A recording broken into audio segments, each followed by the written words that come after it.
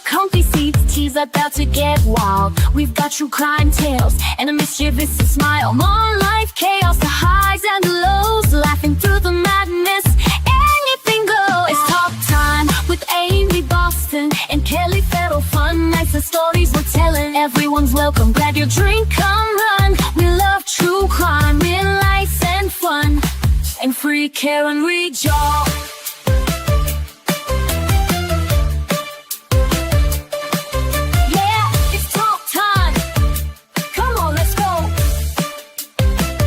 Interviews, confessions, and a little bit of sass. Laughing till we're breathless, letting troubles pass. From Mom Squad missions to mysteries at night. Grab your crew, settle in, it's a wild ride.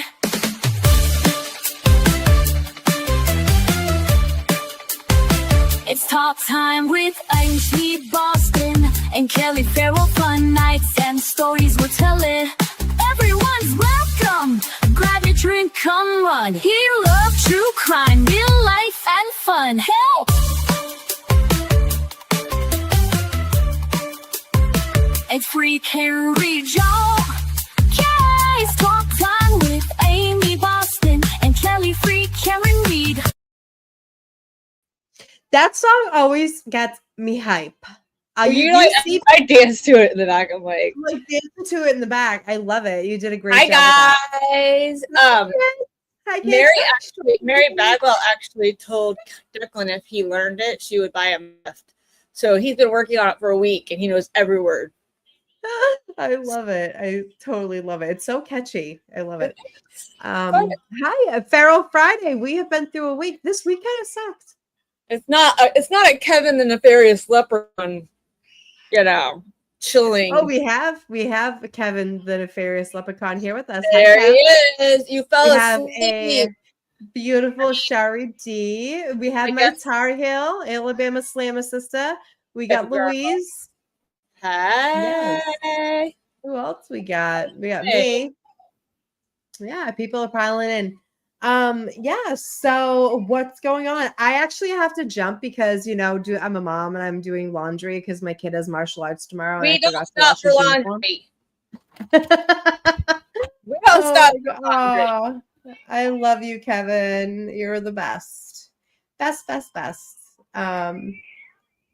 My Tar Heel is my Alabama Slammer sister. I believe she's from there though. Amber. Hi, Mama.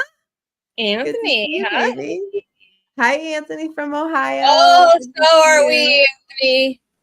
So are we. Yes, yeah. Amber told me she would be here, and she did not disappoint. Amber's a good person. Get to know Amber. Hi, Amber. Yes, Amber is good people. My Sherry D's in there. I heard a lot's going on today. I love being ignorant to things. I heard a lot's going on today. I kind of zone out when Maddie talks. I'm like, it's brutal. And then when Liam was bouncing off the walls, so I was like, whoa. Yeah. Work has been working me to the bone, and there's so many reasons. And I just get I knocked out after work today on the couch. Thank God my mother stayed. I passed out on the couch for 2.5 hours. And how dare you mess up your whole day, Sherry? Oh, Sherry. I swear. Yes. That's like the school called me yesterday to get Liam. I was like, it's not time yet. Have a certain time. Yeah. Nana's here today. Nana usually goes home on the weekends, but she's helping us out because the past Feral Fridays I've been it's been a lot. It's been a lot. Sherry D, I feel okay. I had to go see my oncologist yesterday. I'm not feeling too hot, so I have to go for some scans. I had some blood work done, and yeah, precautionary work. Yeah, it's just precautionary. That's all. We love Nana. We do love Nana. Nana's the best. Yeah. Hey, Clark, you're one of my favorites. Good morning. Wait, no. Good evening. It's morning, summer, girl. Yeah. Hi, Dave from the Laborers Union. Hey, what's up, buddy? Dave. So what happened? say we have it set up for you guys to watch if that's what you wanted to watch. I will say when it comes to the two people that talked, there's multiple DNA patterns. All we found out is that John's DNA is on his own clothes. We know that.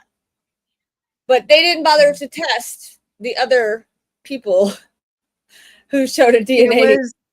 Kelly, there was 4 male DNA on John's jeans with blood, and they only tested 1. There was one on a shoe that was found in the snow.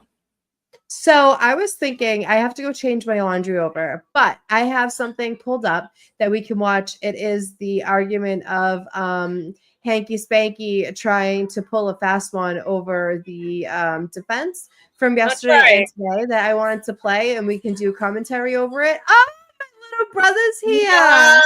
Here. Look, our baby brother showed up. Were you in my bushes again? I think I saw you. You could have brought me coffee. Oh, I wish you could have jumped through the damn TV. Oh, Anthony. Anthony, I'm saying thank you. Blue Eyes, I was my screaming.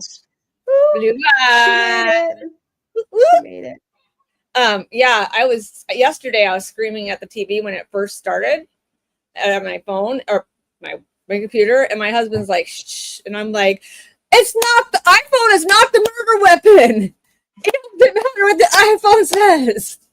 I was so mad. My husband's like, shh. Right? I'm like, no. So I need like 5 minutes, and I'm gonna play that. I'm gonna start to play that video. I'll be able to listen, but I just gotta go get my clothes. So I'm gonna play it if that's okay with everybody. Oh, look at you taking over, Kelly. This is why I can't play it. I can only put it on stage. Oh, bitch, you're killing me. You're killing me. You have the access for on that side. I'll hear you. I'll hear you. It's 30 minutes long. I'll be back. I'll talk through it. The topic I would like to raise with Your Honor is the timing and nature and significance of the information that the defense has received from the firm Aperture. And Your Honor may recall there are 2 individuals on the witness list that we understand are to testify in this matter. First is Dr. Judson Welter, and the second is Shannon Burgess. And are they testifying in reverse order, though, than what you said? My understanding is, Your Honor, yes. Okay. My understanding, Mr. Brennan has the best information, is that it's proposed that Mr. Burgess testifies first and Dr. Welcher testifies thereafter. Okay. So the Commonwealth has established in reports right up until not established, they have stated in the reports of Aperture, particularly the slide presentation of Dr. Welcher, a trigger called 1162.2 that they had associated in the report of Dr. Welcher with a specific time. And that specific time that they have associated with that trigger is 12/31/38 to 12/31/43. And we have been assuming that information, and this is from best memory, but I believe it's slide 137 or so, where the statement is in the slide. And so we have proceeded with our defense. We have proceeded with the work that has been assigned to ARCA based upon that time period. On May 8th, not too long ago, Your Honor, we received an amended report of Shannon Burgess that pushes that time period. I'm just going to get Hank's going through his stuff. Although it was dated May 8th, we received it actually on May 11th. And in that report, Mr. Burgess states that he is making an amendment, and he is now stating that that infotainment trigger of 1162.2 is further back in time and it is past 12:31:43. Do you have the time? I'm going to get the exact time wrong. It is 12:32:16. And Your Honor may recall that the seconds, literally seconds, matter in the analysis of many factors. I won't go into them other than to say I went through and developed testimony with regard to the cross-examination of Mr. Whiffen. He had a timeline. He talked about much human volitional conduct.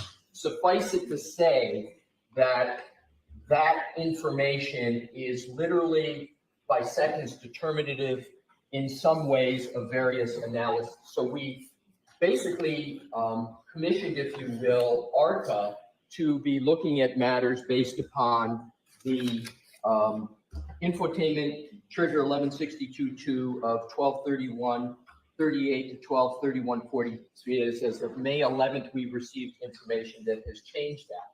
Now, Your Honor, that is a Rule 14 violation, among other issues, but I wanted to start there. It's a Rule 14 violation. It's obviously, as I stated, an amendment of a report of a significant matter.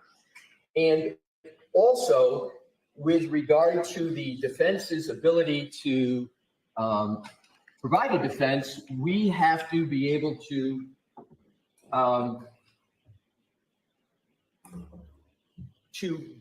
evaluate that information in terms of our entire defense. And it's just not limited to ARCA, it's our entire defense. The other data point I want to get to, so the effect it's had, we still haven't even been able to evaluate entirely that.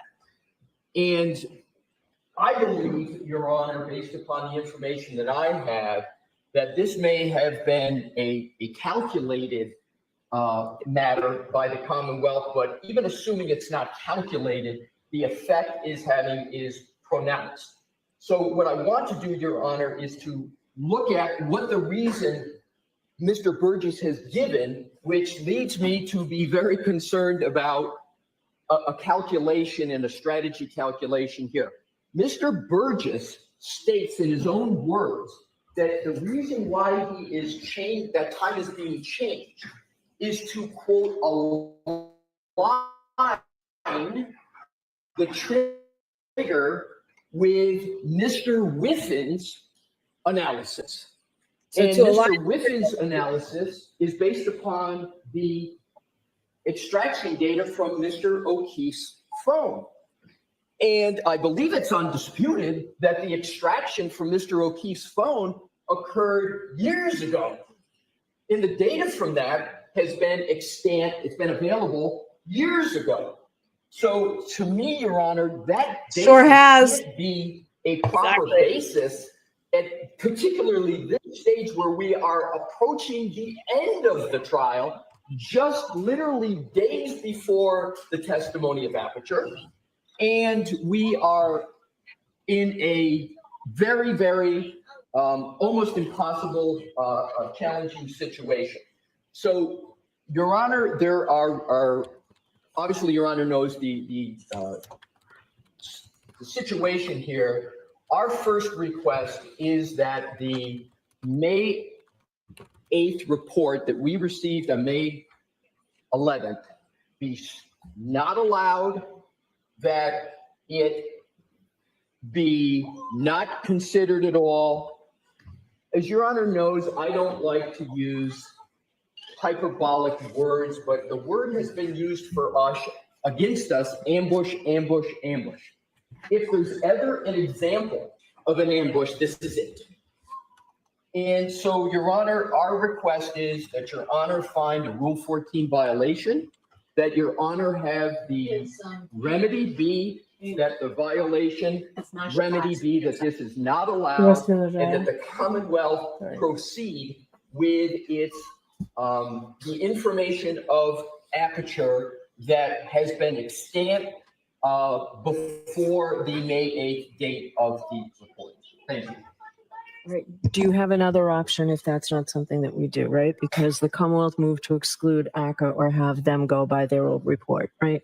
Right, and Your Honor, I'm going to answer your question, but with just a quick point that this is really much different than ARCA because two reasons. We are the defense, and ARCA is a rebuttal to the prosecution's case. Look who showed up. Different than a prosecution changing its theory of the case at this time. I understand that. I'm just asking if you Right. have So- another so- option. It's not what I am saying that I am proffering. I think the only remedy here is exclusion in a Rule 14 violation. And you're not waiving that. Oh, I'm not waiving that. No, I'm not asking you to. Your Honor. Okay, a continuance for how long? She is so rude to I him. could have a better answer perhaps to that question tomorrow. I haven't, given what's been going on, I haven't even had a Right. chance to talk to ARPA. at All right, all. so tomorrow morning, let me know that. All right, Again, In Your Honor, I stamp I all will out do one. that. And I will also say, without getting into So you can't. an elaboration of it, we have to look at all the witnesses that we called. I'll give you an example. Mr. Whiffen, I had my whole cross-examination, not whole, but a significant part of my cross-examination of Mr. Whiffen based upon going through human volitional conduct off that phone that was after that 1162 trigger.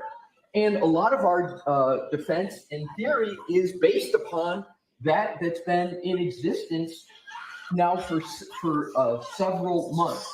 And again, I go to the bottom line that the proffered reason in Mr. Burgess's report is to align with the Jack. data on Mr. O'Keefe's phone, and then that's been around for a long time. So Okay. that's my answer to you. all right, thank you. Mr. Brennan. Why I have red Look hair. at this guy. This disclosure is not a Rule 14 violation. The Commonwealth, just like the defense, is entitled. I'm just listening to this, don't worry about it. Case and study the case. He likes to say that it was surprised by it, but then today he said he wasn't. The relevance of this issue has been clear throughout the case, including my opening statement.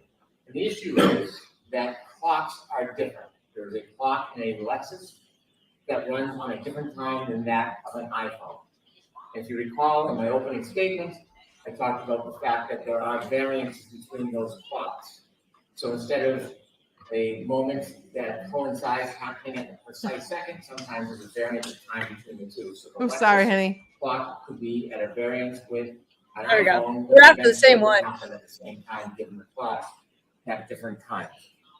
The defense provided a report by a person by the name of Mr. Sorga, a noted expert witness who they've listed as witnessing the potential recall.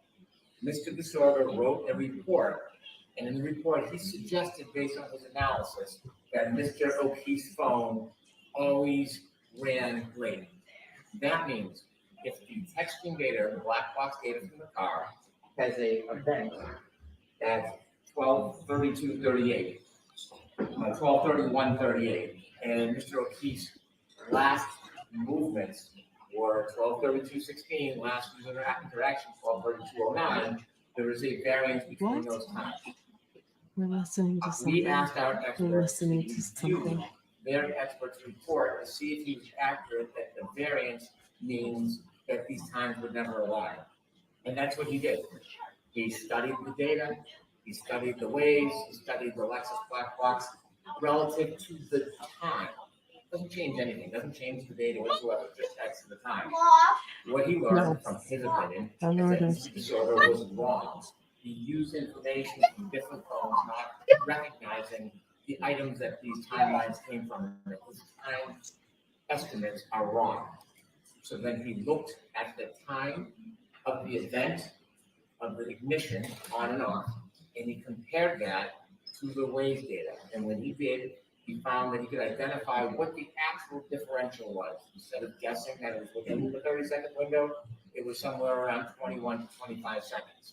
And that 21 to 25 seconds is a lot.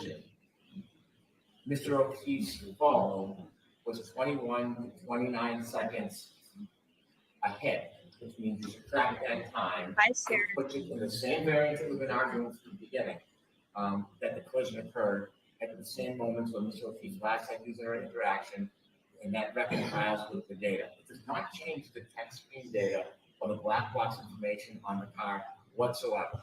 It does not change ARPA's analysis whatsoever. We received this report on May 8th. I was surprised to receive it. I welcomed it. We turned it over on May 8th. There was no delay. It's been a week now. The defense has had this information.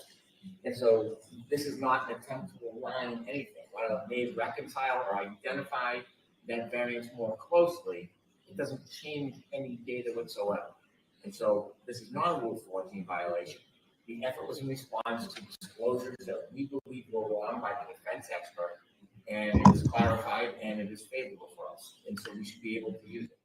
Did you intend to use it in your case in chief or only if this witness disorder? I don't remember reading that name, so I don't know how to pronounce it. Case in chief, for my case in chief, because we now have this available data.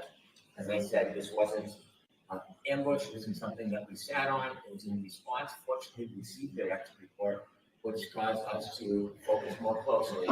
And now that we've identified that variance, rather than having an open variance at 30 seconds, we should not be precluded from favorable information that has been provoked by a report by the defense. Okay. Yes. I'll do it quickly. Okay.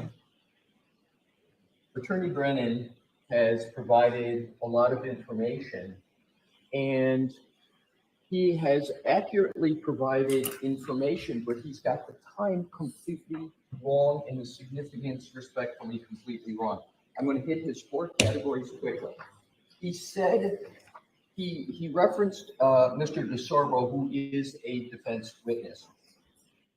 Two points about Mr. DeSorbo. First, Mr. DeSorbo provided his expert report within this reciprocal discovery deadline. Okay. And he provided that report months ago. Okay. So I'm just gonna pause it right here. For the people who don't know what's going on, what do you know exactly what they are fighting for? What do they bring in late that Alessi's all fired up and trying to keep it out because they've had John's phone for 3 years? Do you know the context of what is happening here, just in case everybody doesn't know? I mean, basically what they're saying is the defense got their defense or the prosecution's expert went back after Ian Weston testified and had Ian Jessica tank their case and redid some testing, and they moved time to match Ian with time. What a fucking In the cunt. middle of trial. So now they're going to move the time again to say it happened like 12:32:08 or something like that. But was she connected to John's Wi-Fi at 12:36 a.m.? There's no way. It takes. I know. Even plausible. Did a video yesterday where him and his buddy drove from 34 Fairview to One Meadows, and it took them 5 minutes and 30 seconds. And that was hardly anybody on the road. So, it's basically the defense are fighting it. It shouldn't. The new report should, because it was given to them just last week, that the new report should not come in. They're also trying to use it against ARCA to say that he wants to say that he can have his expert in and testify, and then what they can do is have ARCA testify and then have his expert come back to do a SIR rebuttal to ARCA, which is like not allowed in Massachusetts, I guess. I don't know, but she's apparently doing it. So I think first thing that needs, Roscoe, hey. Hey Melanie, I just came in. What's up, baby girl? I think what needs to happen personally is I think that if they're not going to file for a mistrial, the first thing they should do is ask for all communications between Aperture and Hank. So you're muted. Yeah, absolutely, without a doubt. All right, well, let's keep going. What's good for the goose is good for the gander. He's saying the reason why we're getting something on May 8th is because lemon ginger Mr. tea Burgess people, supposedly the is best. Responding to that was months ago. The more apt point is, or an even more apt point is, Mr. DeSorbo was responding to the information of Aperture. It wasn't like Mr. DeSorbo was coming up. He was rebutting as defendants do. So, and it's Mr. DeSogra, D-I-S-O-G-R-A. Again, D-I-S-O-G-R-A. So that's an important point with regard to Mr. DeSogra. Now I want to go to Attorney Brennan's comment about clocks are different. I agree with Attorney Brennan on that. The shortcoming for Attorney Brennan's argument, however, is that the clocks are different concept has been in existence in this case for over 6 months. I can give you by memory Mr. Whiffen's report of December of 2024, where his report went into the different clocks and what their significance was. So that is almost 6 months ago, at least 5 months ago, the issue of different clocks has been in existence in this case.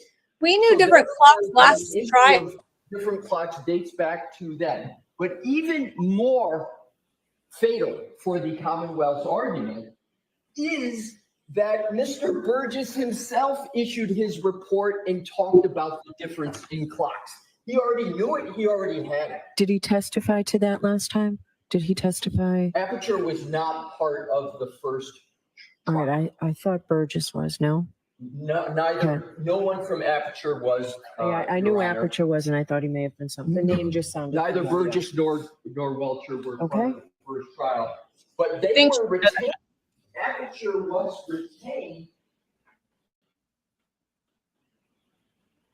I believe in October of 2024, Okay. and at best for the Commonwealth, Aperture had, and Mr. Burgess and Dr. Welcher had Mr. Whiffen's report that talked about the clock differences. So the clock differences cannot be, as the Commonwealth is proffering, some sort of new information that caused Aperture to provide a new report. This variance that Attorney Brennan talked about, it's called the clock drift. A more layperson's term is the variance of time. Mr. Burgess, in his original report months ago, has a whole section on clock drift. That's not a new concept for him. He's just changing the drift. Okay, so what I'd like to do, because I want to address the other issue and I don't want to keep people here too long, can you wrap it up, Mr. Alessi, or is that? In 60 seconds. Okay. Thank you, Your Honor. Dude, let them Your talk. Honor, the last point I wanted to make, and I think I heard Attorney Brennan correctly, is he said he was surprised that he got this report dated May 8th. That's what I heard. So if the Commonwealth is surprised that they got it, that should mean, to me, Your Honor, be an outstanding fetching reason to not allow it because they're surprised to get it. And I can lastly say this, Your Honor, there's nobody that's more surprised to getting this than the defendant when we got it on May 11th. Okay, thank you. The other issue about Get him, Alessi. calling your expert on rebuttal, Mr. Brennan, based on the late disclosure of the ACCA materials. What's your argument on that? I won't iterate the entire past, but Your Honor has found discovery violations. Your Honor has found that the. Hey, Kendra. Hi, Kendra, baby. Work in progress.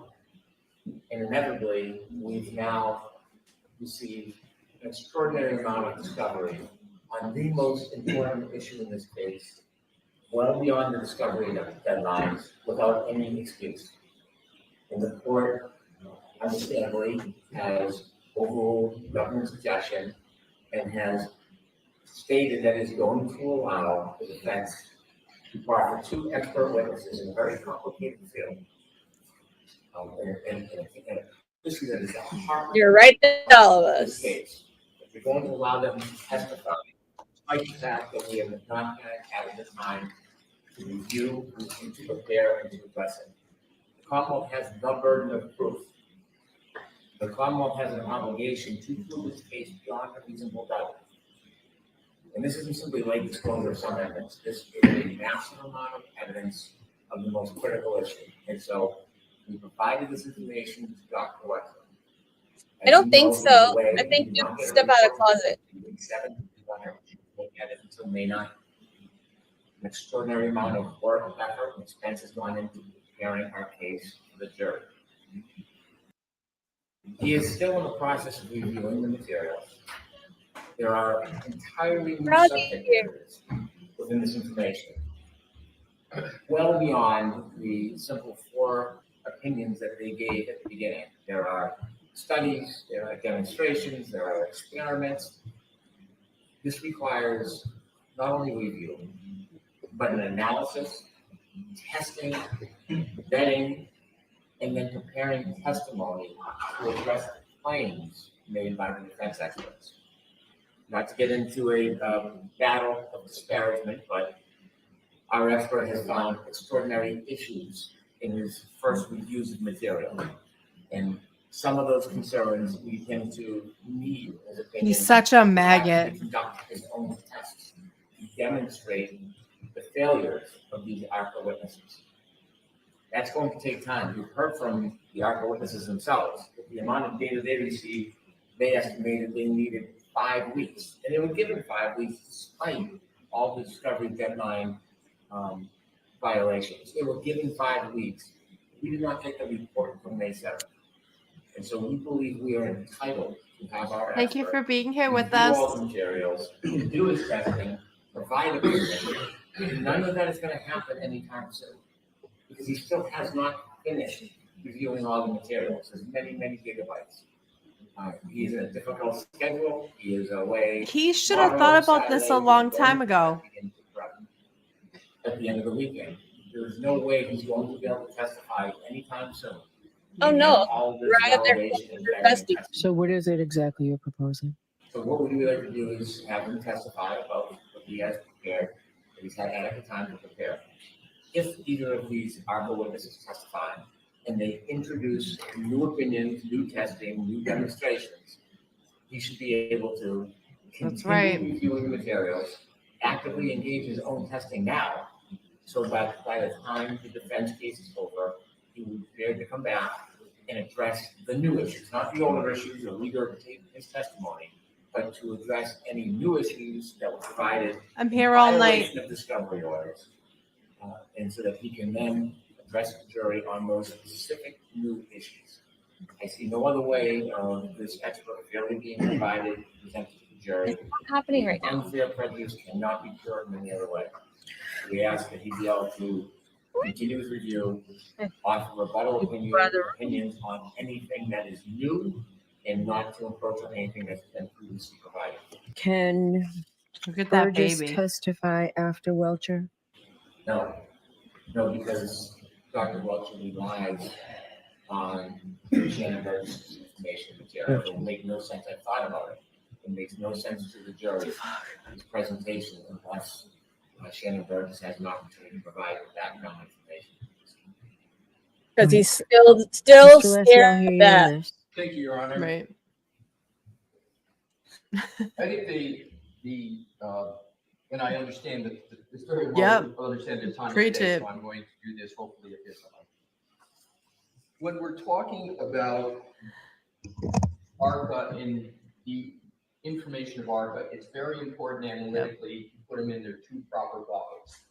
The first bucket is the Alessi will always information and win. opinions of ARPA that have been extant, been in existence But he- since he lost. February of 2020. He lost? Let's focus on the Yeah, B. Let's she focus gave on the Hank B. everything. My pithy conclusion is there should be no. See, I was so prejudice on busy that. earlier. And I don't think the Commonwealth's even That's why I suggesting wanted that. to So do that. we, Focusing just on the quote new information bucket, She said she Your Honor, it's very important to understand that what ARPA is doing is in response to the testing of Aperture.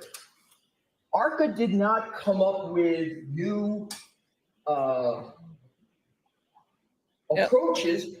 We, again, to state the obvious, are the defense. We get to rebut what the prosecution has put forward. He is And the so what Rain Man ARPA of law. has This done man with the knows it new all. Information, new testing is simply to rebut what Aperture has done. So I do not understand the length of time or the list, if you will, that's being proffered for Aperture. And Jessica, Now with regard Jen, to all of the time period, Your Honor has already determined what the appropriate approach is for the new information from ARCA. When Girl. Dr. Rentschler was on the stand, and Dr. What you said, when can you get me the information? And they I said, worked way think it too was May 6th fucking or May hard for 7th, this. whatever, and they met the deadline. They did it. We proceeded along with the trial with that information. We complied with that request to continually try to claim that there should be ongoing remedies of something that's already been decided. I do not understand. So I did leave open. I did leave it open to address. You did leave open the time, unless he's like, but you Your love Honor didn't leave open that you were going to continue to address this matter as if the defense is making perpetual violations. There was a determination made, and then the question was the remedy. So I'm just addressing the Commonwealth, positing that somehow there's continuing violations. My final 2 points. What Mr. Brennan is seeking is improper. What it's seeking is the most extraordinary situation, which is have Aperture come before the jury, 1 minute. testify to certain things, have ARCA have to come on, and then have Aperture come back and essentially have almost a rebuttal to a rebuttal as of right.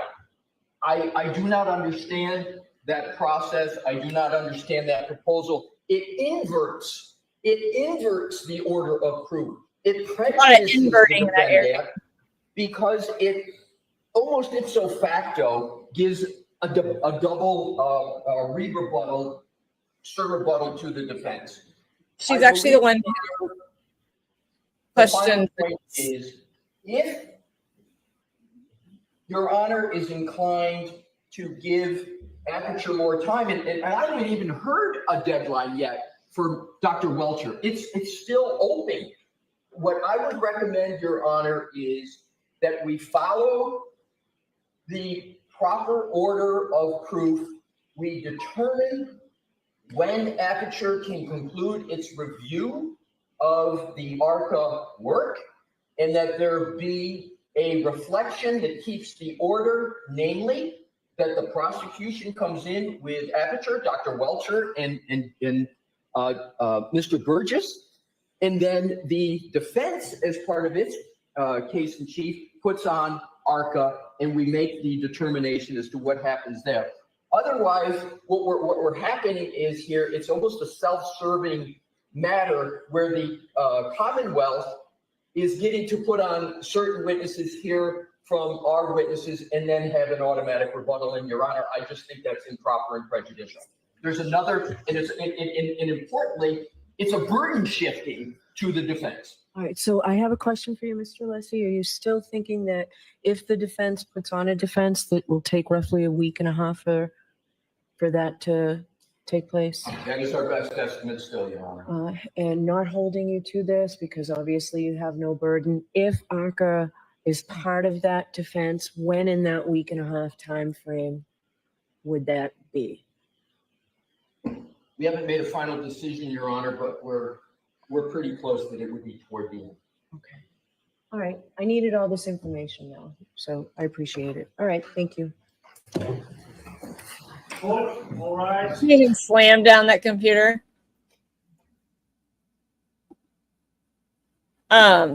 So yeah, one thing I will say is last year the Commonwealth alleged the time that Karen Reed struck John O'Keefe now changed 4 times. They have changed their theory both trials. And that's not good. The first one was 12:45, then it went to 12:30, then it went to 12:31:38, and now they're saying 12:32:16. And they've had all the same information the whole time. So after watching that, we're gonna have a little bit of Feral Friday, and I was gonna put the in the chat and let people come on up and let's get talking. Come on. I know you guys want to bitch. I know you want to complain. That's where you got to do it. Feral Friday. Yeah, ma'am. So let's what are you gonna bitch about? I got a bunch of shit I'm gonna bitch about. Well, So I just want to say, Feral, it doesn't always have to be Feral, but I love the unity that us and the Alternate Corner and Resistance to Silence have. We are all together, and it feels so good, and there's so much goodness in life right now. And I just want to thank them for being amazing people. And shout out to Brenda and Dennis Sweeney. His birthday was yesterday. He just turned 69 years old. So if you haven't said happy birthday, go say happy birthday to him. Hey, Yes. Kendra. Hey, Hi, ladies. Kendra. Hi. What is shaking? Let's get Feral. What do you got to say? Okay. I'm so mad. So they've changed this timeline 4 times. I get that. But I have a question. It went from 12:31, 40, whatever the seconds are, to 12:32. Well, doesn't that help her since she was at John's house at 12:36? You would I think. mean, one thing is going to mess up the other. Honestly, they're trying to say that she was like a NASCAR driver and literally, put the pedal to the metal and got to John's house in 4 minutes. She And can't. There's no way. She can't And what- because for one, there was the roads were getting bad. Even Kendra, though it baby, wasn't. Oh. do you live in a state that has weather like we do? We get ice, so I get it. Oh, okay. But so you understand that the driving situation, like I've been living here my whole life. I've barely left New England. I can drive in the snow. Oh, I Okay. can too. But I'm not making it from 34 Fairview to Meadows Ave in 3 minutes during a snowstorm like that. After Supposedly drinking. it was whiteout conditions. Right, Like because she someone didn't back drove up it. 24 miles an hour to hit a man that didn't jump out of the way. Like you'll never convince me of that. I hope the jurors see it. So I watched a video because I watch all these like microdot videos and then all these other people doing stuff. There's one guy, he went to 34 Fairview and he drove regular speed all the way to One Meadows in regular driving conditions, and it took him a little over 7 minutes. So Vinny Politano yesterday did On it. a good day, right? On a good day. day, though. yes, on a good day. Yeah. They But did it in I 5 don't minutes and 30 understand. seconds. I don't understand how or why the defense has not tried to get her recused from this case because of all the bias, because everybody can see how biased she is. Right. I mean, Right. they've already I mean, tried. and And the what I'm jury afraid- sees it. The jury complained about her. Yeah, what I'm afraid of, and this is what I'm afraid of because I've seen it happen in other cases, is they're going to find her not guilty, the jury, and Bev is going to overrule it and find her guilty. Could you? I don't She think can't she do doesn't that. have the authority for that. Jury's the most important people in the room. She can't do that. She chose to be a trial by a jury of her peers. The only way that Bev could do that is if she chose a bench trial. Okay. She did. Right. Chose a jury of her And peers. thank God she'd already be in Framingham. Oh, yeah. And apparently, Afraid when I say in Framingham is the women's prison for Massachusetts. There used to be there's like ones in Suffolk too, but we're in Norfolk County. She would go to Framingham prison, and it's a really bad place to be. yeah. A So really bad place to be. technically, this is an appellate issue, but it's Bev's court, so whatever goes. She has a broad discretion apparently, and she approved all of it. Yeah. She did. So, but I've noticed that the reason why the Commonwealth pulled this is because they're losing this case, and they know they're losing this case. I mean, the medical examiner herself said he was not hit by a car. Right. And him being hit by a car and hitting the back of his head would not cause the bruising or the laceration on his nose or whatever it's called. So, but she specifically said, no, he was not hit by a car because I've checked his entire body. Right. But And they're trying to say that because he had, I guess, hemorrhaging in his pancreas and stuff, she said that was caused from the hypothermia. And I didn't watch and- all of that. I kind of caught. I was in a meeting at work well, during that. supposedly there's little hemorrhages that are in his pancreas and in the lining of his stomach.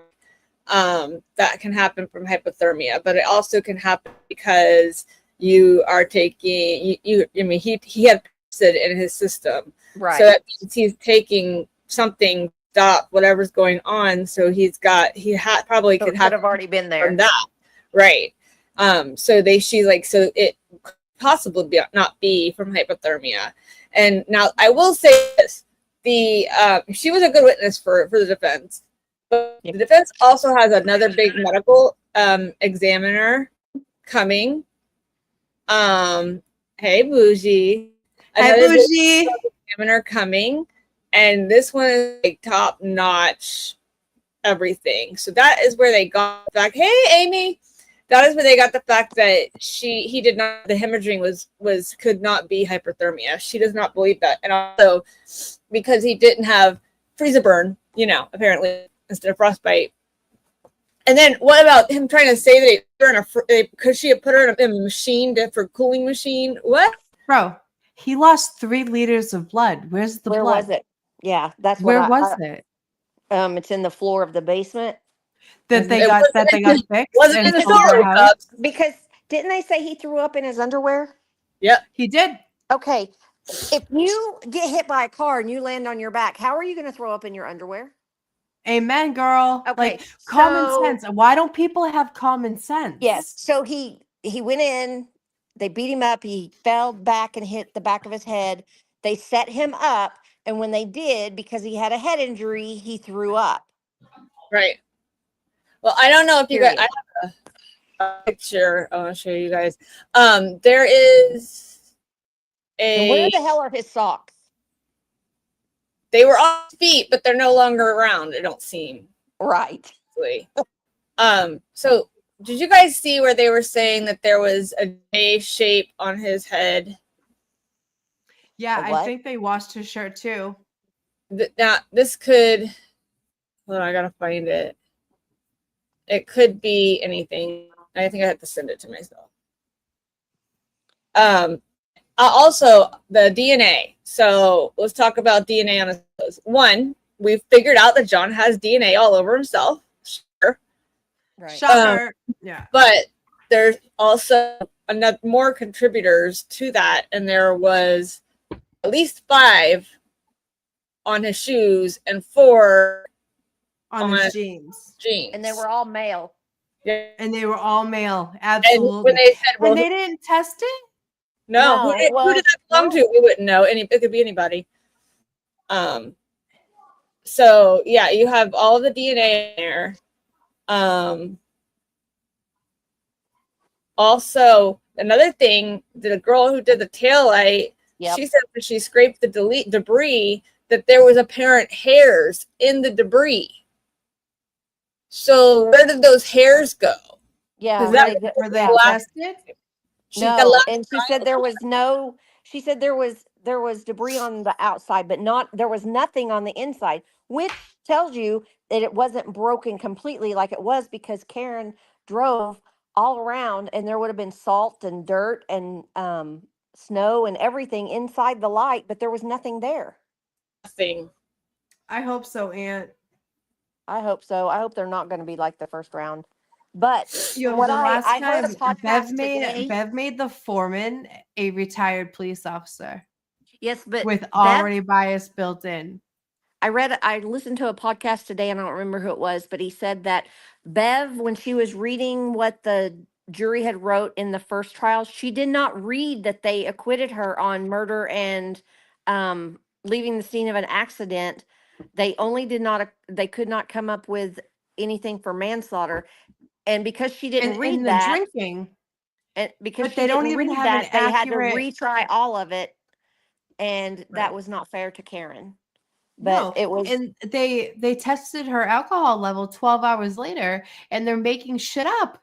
They're Yeah. doing like variables, like it Yeah. could be like a 1, but it could be like 1,000 too. Like, fuck out Right. of here Well, with that. Also, you got out of 40, how many pieces? 47, 48 pieces of taillight, only 23 matched or made up her taillight. Could be anybody. yeah. So where's the other half of those? Yeah. Where'd they all come from? If you only have, and it made up almost a complete taillight. It's only missing that one small little piece. Bro, So- they put the whole tail light back together. They're missing a small piece that probably happened when Sorry, graphic. But remember they she said the hit John's J, car. the J. Wait, hold on. People forget that there has been a rumor, almost like confirmed, that Paul O'Keefe took John's Traverse and got the body fixed after Karen hit it. The car repairman was at the house the next day with Jen. Yeah. The car repairman, Okay. Carrie testified that they fixed his car the next day after. So Yeah. look, Exactly. there's J shape right there on the back of his head. Look what it matches. Yep. Yeah. But I've also been told that could be a pistol whip too. Yeah. correct. But I The don't think it repairman. matches. He even got brought up. doesn't Who's match the because repairman? It does. It's not going to match because if they hit him with that, it would be the other way. Right. Yeah. And It you wouldn't know, be that Lucas was way. up here a while ago, and we were talking about how it's like when someone breaks into your house. If someone breaks into your house, your screen is going to be pushed in, right? All of the parts to Karen's, light fixture, it wasn't pushed in. It was crowbar hammered out. Right. It wasn't the way that they weren't thinking we have to smash it in, because that's what would happen if a body hit that. Now, not for nothing, John's body would never have done that damage. Never. It just wouldn't have. And when you see that the light was fucking deconstructed with something that pushed it out instead of pushing it in like a body would do. And let's be real, if John got hit that night, he would have flown backwards. Are you He there? would have went Right. backwards. Yeah. Yes, Anthony, you're right. What the juror told TB that it was all or nothing. Yeah, they didn't fill out any forms because even though they had her acquitted Hi, on the Lauren. Hi, Good to see you, Lauren. baby. I love they had her you. acquitted on the 2, they didn't never fill out the forms because Bev said do not fill out anything until you are unanimous on all. So they didn't Right. think they could. Right. So that's Absolutely. a whole nother issue with that. But yeah, the repairman was there. Apparently, what Bev said today, she was going to allow it, but if they wanted to call back Jen McCabe and Ian Whiffen and Jessica, because that's what all of their timelines went off of, that original timeline, that she would do that. But yeah, right. Do you guys want to go over the cross and recross of Bukkake when he was pulling out the evidence and the shoes were all fucked up? Because I got that on deck right now. That's up to you. That when she was like, "There's more in the box." Yeah. I Yeah. don't We can go think over it- that and talk shit. Yeah. All right. Let's share screen. Yeah. Natalie, that's what I was saying. A pistol whip. Whenever you're ready. Thank you, Your Honor. Good morning, Sergeant. Good morning. I'd like to ask you, just to start off with, at some point during the course of your investigation, did you become aware that a snowplow driver had reported having seen a Ford Edge being moved into a location in front of 34 Fairview sometime in the early morning hours of January 29th, 2022? We learned about a plow truck driver. I don't believe his recollection was as you described, though. Do you remember him mentioning a Ford Edge? Yes. Okay. And do you remember him saying that the You Ford guys Edge had been tell me to moved, he had stop whenever passed you want by, to it talk wasn't shit, there. all right? At some point, he passed by again, and it was there, impeding his plow route. Yes. Okay. What is your best memory about when he said he believed the Ford Edge? Sorry, I guess a better way to put it is, when did he say he first saw the Ford Edge in place in front of 34 Fairview? I don't remember exactly. I know it was during the middle of the night. My not adopting your narrative was the fact that he saw it being moved there. Understand. Not I figured adopting that. your I narrative. clocked that as Fuck soon as off. I Yeah, said it. but he never remembered He saw anything it. that he He asked saw him. He only 34 remembered Fairview what without Brennan it there, asked him. and about an hour Girl, later, it was nothing. there. You're right. I believe so. Yes. Okay. Would about 3:30 in the morning sound right to you in terms of what he reported, in terms of the time that he saw it there? It sounds right, but I'm not sure of the exact time. My report would reflect the accurate time. Fair The enough. reports that you wrote a year See later. if I can grab that real quick. One was I sent that to This way. Right? Very lengthy report. stop Instead it of for a making you second. sit there and wait, let me just ask this. 500 days Do you later. remember him saying pause it. that What? he had Okay. first Pause plowed the? Pause it. I sent that to my sister's Gotcha. boyfriend, who's a cop, right? And I asked him, it was just the type of reports, and he said, it's Olivia Nile had wrote it. It said 20 plus police reports were not written until more than 100 days after the fact. 11 police reports were not written until more than 300 days after. 3 police reports were not written until more than over 400 days after. 4 police reports were not written more than 500 days after. And the most delayed police report was 581 days. And I screenshot it and I said, hey, would this normally happen in an investigation? And he wrote, in my experience, no. Patrol officers write their report typically the day of the event. Detectives usually supplement the original report as the investigation progresses. If it is a traumatic event, like an officer-involved shooting, the officer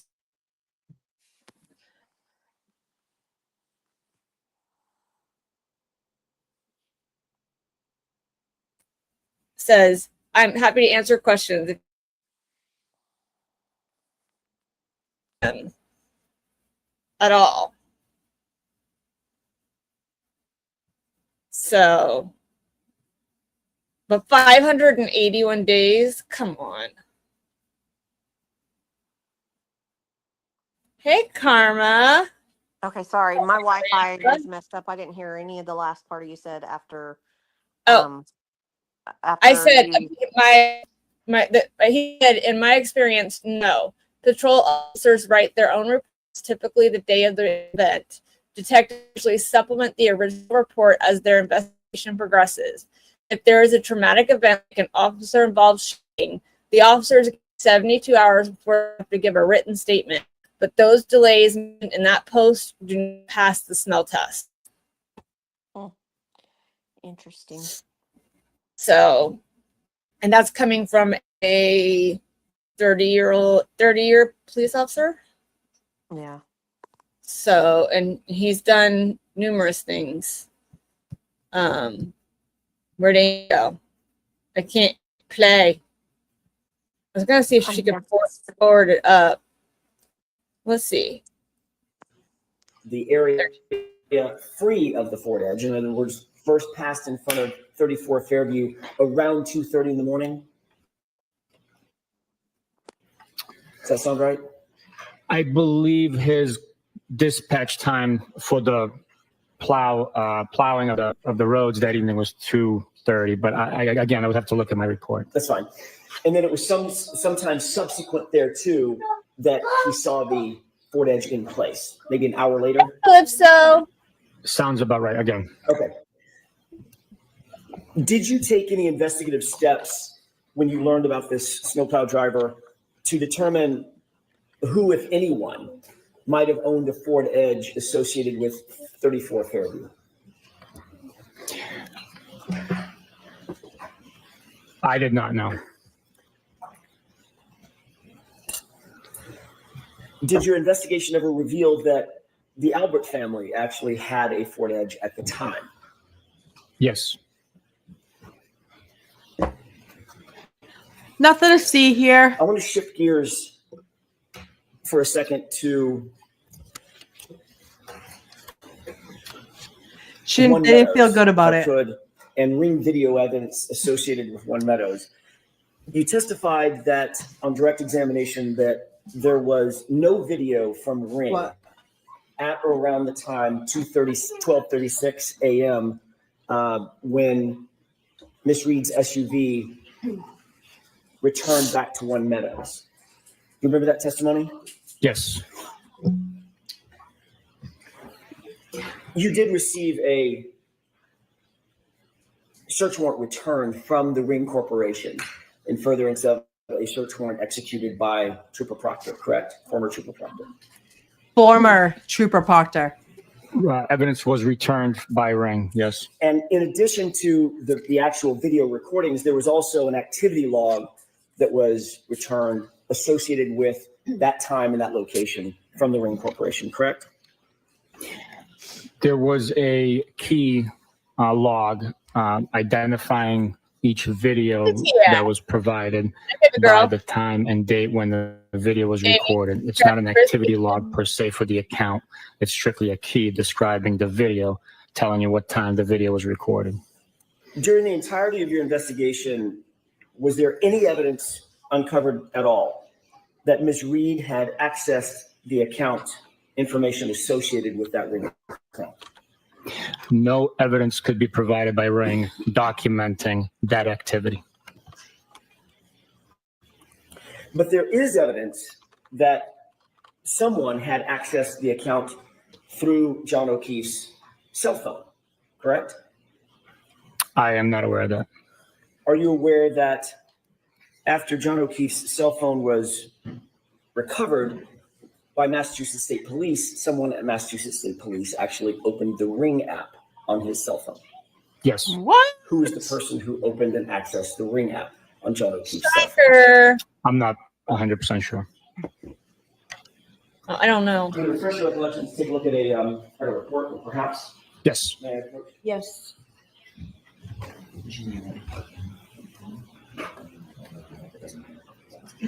He looks just like the movie.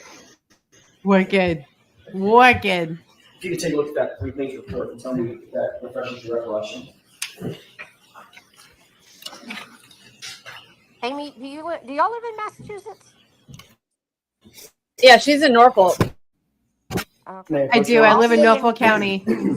Okay, well, I'll be there the 1st through the 6th of June. Sergeant, having looked at this report, does that refresh Pray your for me, recollection girl. of Pray who- for me. Who may have accessed Amy, that she Ring said app? she'll be to the first. Yes, to that the report is authored by Michael Proctor, and it says that investigators accessed second. the Amy.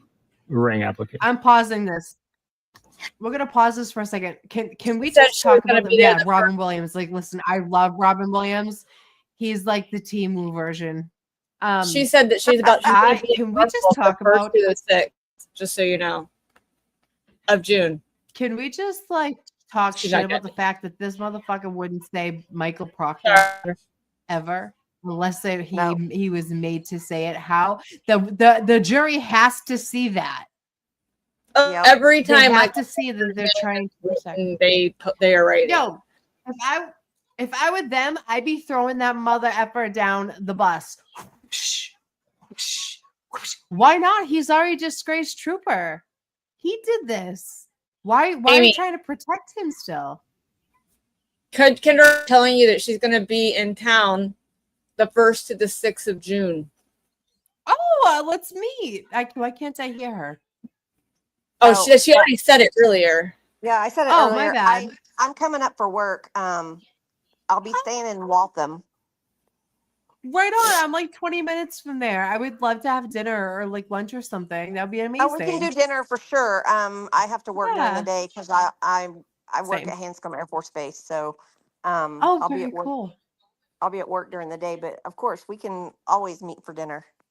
I would love that. I would absolutely Yeah. love that. Noodles, where have you Noodles been? is here. House Noodle Bomb. Way better in my life. Yeah, How's the he noodle had to bomb? read Proctor's texts. Right. He is what I see when I think of it now. Yeah, like why are you trying to save Proctor? He's already a disgraced ex-trooper. He is never getting a job with law enforcement again. And there's he's not the investigator. He wasn't the head of it. What? What are you talking about? I love how AJ brought up Noble's the letter saying that he was gone, and they called him lead investigator. I don't He's know. never going to win it. He's never going to win it. Mm-mm. And from what Dee Marie says, Jeffrey Noble, he ain't gonna allow it.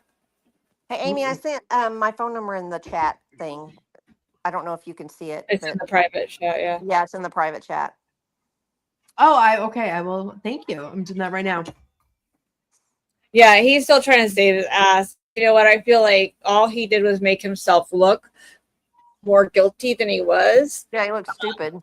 And I feel like if anybody in the higher ups look at it, that they are going to, after seeing this, they're going to investigate more because they're going to realize 5 days of PTO is not enough time. Nikki's like, I just panicked. Don't put it in the chat. Standing Stones, yes. Bev is. He knows giving what him video what he means. wants. Hank got everything Yep. of it. And the defense can, if they did not prejudice the defense, and they can do a robust cross-examination, but you know it's going to happen. Sustained. Right? Sustained. Word. Exactly what happened Yeah, with the Michael totally. Easter thing. He said Michael Easter doesn't come in, but you can do a robust examination. And when I hate every it when time she said anybody that. tried to call it in, it was sustained. So Right. You know, Yuri is like, I speak 3 languages. I don't understand, but he knows what Leviticus means, doesn't he? I don't know what theory means, but English is my 3rd language. So Bro, he came here as a minor. Okay, he speaks English. He knows what words mean. He has a little accent because he probably spoke it at home his whole life. I know a lot of Russian, Ukrainian people. One of my best friends is from Russia, and she speaks English, but she sounds like you and I because she's been here since she was 6. And when I go to her house, all of her family speaks Russian, and I'm like, I don't know. But my niece it's is he half knows. Japanese. My sister-in-law is full Japanese, and she was Yeah. raised off both languages. She speaks Japanese and English, and no issues. friend- It's not like my how friend she Carrie- it. My friend, her parents live in Hong Kong, and she speaks Mandarin. I think that's what she speaks. But she sounds like a Valley girl. She sounds like you and I. But then she talks to her parents, and she sounds like she's from Hong Kong. You know, this guy's a fucking liar. Yep. Yeah. I no longer speak English again. Yeah. Whenever Alan Jackson offered him a dictionary, it was like pew pew pew pew. But he's the one who said, "Do you want to look it up in Webster's?" He's like, "Sure, I'll get you a dictionary." Should I get you a translator, Yuri? He knows. He's playing stupid. But then, Hank gets up there and he knows all the answers and dates. Right. And what got me, the worst part, I think, was when he knew exactly what he said and he didn't know who he said it to. Make that make sense. That was the biggest blatant lie this stupid a-hole said. The jury must have been like, are you all right? Yeah. It's true. Right, exactly. So Wait. My wife is from Southeast Asia, and on the phone, you would think that she was a blonde. Yes, exactly. My friend, to all of my friends who are from different countries who came here, they sound like Valley girls. They sound like me, but when they talk to their parents and their family, they sound like they're from there. Just like Yuri probably spoken at home, but he has an American wife and American kids. He ain't fucking brand new. Right. No, and his daughter is on a cheerleading squad that's like a traveling cheerleading squad. They just got back from Florida. They sure did, and he went with them. This is the thing. None of these people have any shame. No shame. As like I'm a little rough around the edges, you know what I mean? But like I'm like a marshmallow on the inside. And my guilt conscience, okay, is something that I've had my whole life. And I feel sorry for people and I give people chances and I do these things until I can't anymore, right? Like these people have no shame and no guilt. They sleep None fine whatsoever. at night. Oh, they Yuri's do. going to his cheerleading shit in Florida, acting like he ain't a fucking crooked piece of shit. Yeah, I think the jurors got in trouble for laughing because there's three They of them did. that have been talking and they giggled and they got in trouble. And so I want to share because this. at this point they think this is a big fucking joke, just like big joke just like everybody else. So Right. Are you It- putting it's- something else on? It's not very long. It's Okay, I just took mine off. No big deal. I just want to say, Peter Tragos and Ted Daniels today for the recap Oh! of the whole week. let's do it. I mean, it is my I boyfriend. love me some lawyer, you know. I'm allowing you guys to see Peter tonight, okay? I Listen, normally keep I'm him all hidden. about like tall guys with blue I'm eyes, but allowing Peter it. Tragos, I wouldn't kick him out of bed. I'll tell you that. I'll allow it, okay? I will All right, allow let's to start. share my boyfriend with you guys, but he is mine. He just does not know. Boston Nor does his Brandy. Hi, beautiful girl. How are you? Thanks for being here. Brandy. Yeah. All right. All right, let's go. Remember, he's mine, guys. Lawyer you know has kindly agreed to join me and talk the Karen Reed case. Oh, I feel like, Peter, that I am so deep into the Wait a second. What are you doing here? You can't be here. Is that That's your my son? son. Hi, Connor. You're not supposed to Good tell to see you, Steve. baby. Don't say that. That's not nice. This is Steve girl. knows. Steve knows. I'm so glad you're here. I love you. Me too. You guys, this is my 23-year-old. Sorry, he's 23. He's telling So Steve. funny. I know he's so gonna call and tattle tell me right now. I know it. Oh my god. There's so many daddies in this case. It's wild. Yes, you guys. I have a 23-year-old. I have a 26-year-old. He is closer to 30. He is 20, and Connor reminded me of that to let me know how old he was. So, all right, Yeah. back to my boyfriend. Let's play it. Let's play it.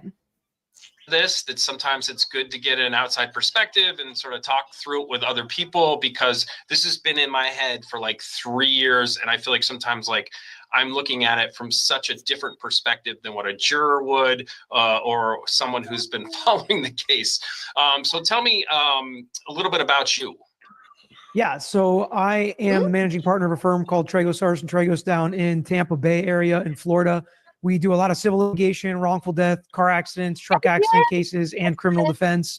And I've been following some of these different cases on YouTube over the years, and this one sticks out as one of the most volatile, one of the most where people on each side are so passionate about their side.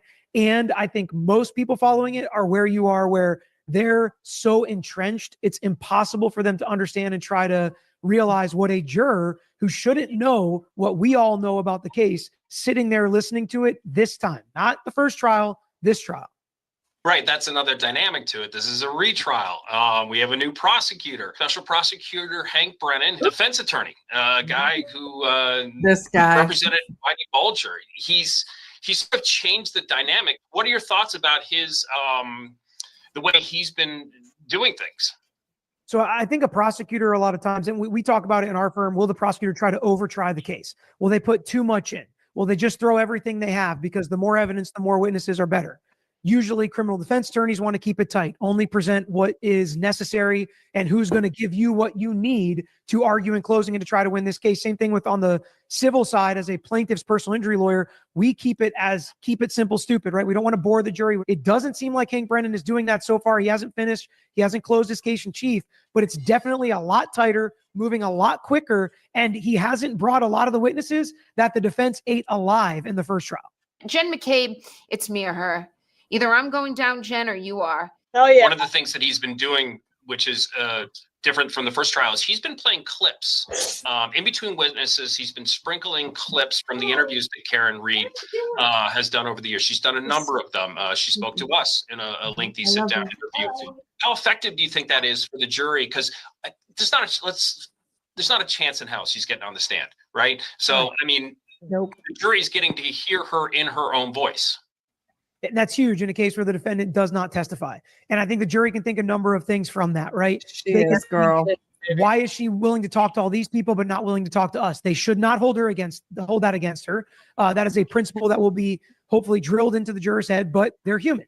So will they hold that against her? That's a question. Number two, he is, in my opinion, doing a good job weaving them into the story he's trying to tell. I think he's falling vastly short. I don't want to jump ahead, but of proving a crime beyond a reasonable doubt. But one of the things I think he's using these clips for is to try to get the jurors not to like Karen Read personally. And when we try cases, sometimes we say the generally bad guy rule or the generally bad gal rule. I think they're trying to put in voice messages, relationship questions, what was said that night, these interview clips in a light that is negative towards Karen Read, because then it's easier for the jurors to say, let's convict her.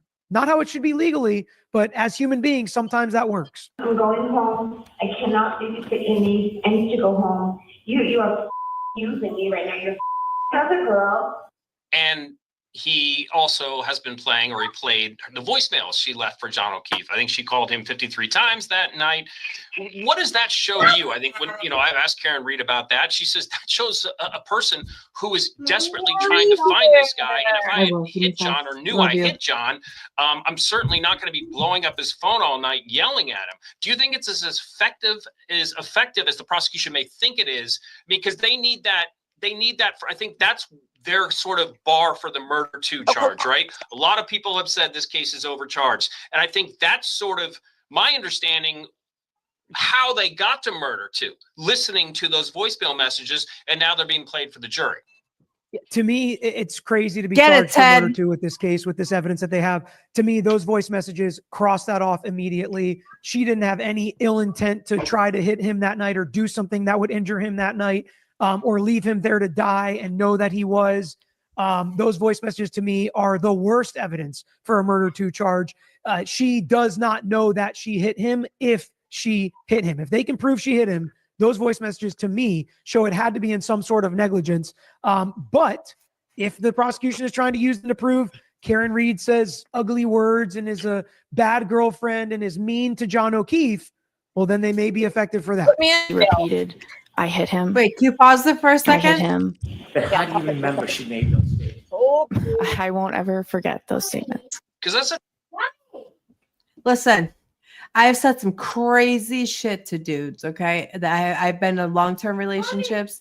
I don't pick like the best guys most of the time. We have gotten into fights. I have said some shit to people Same.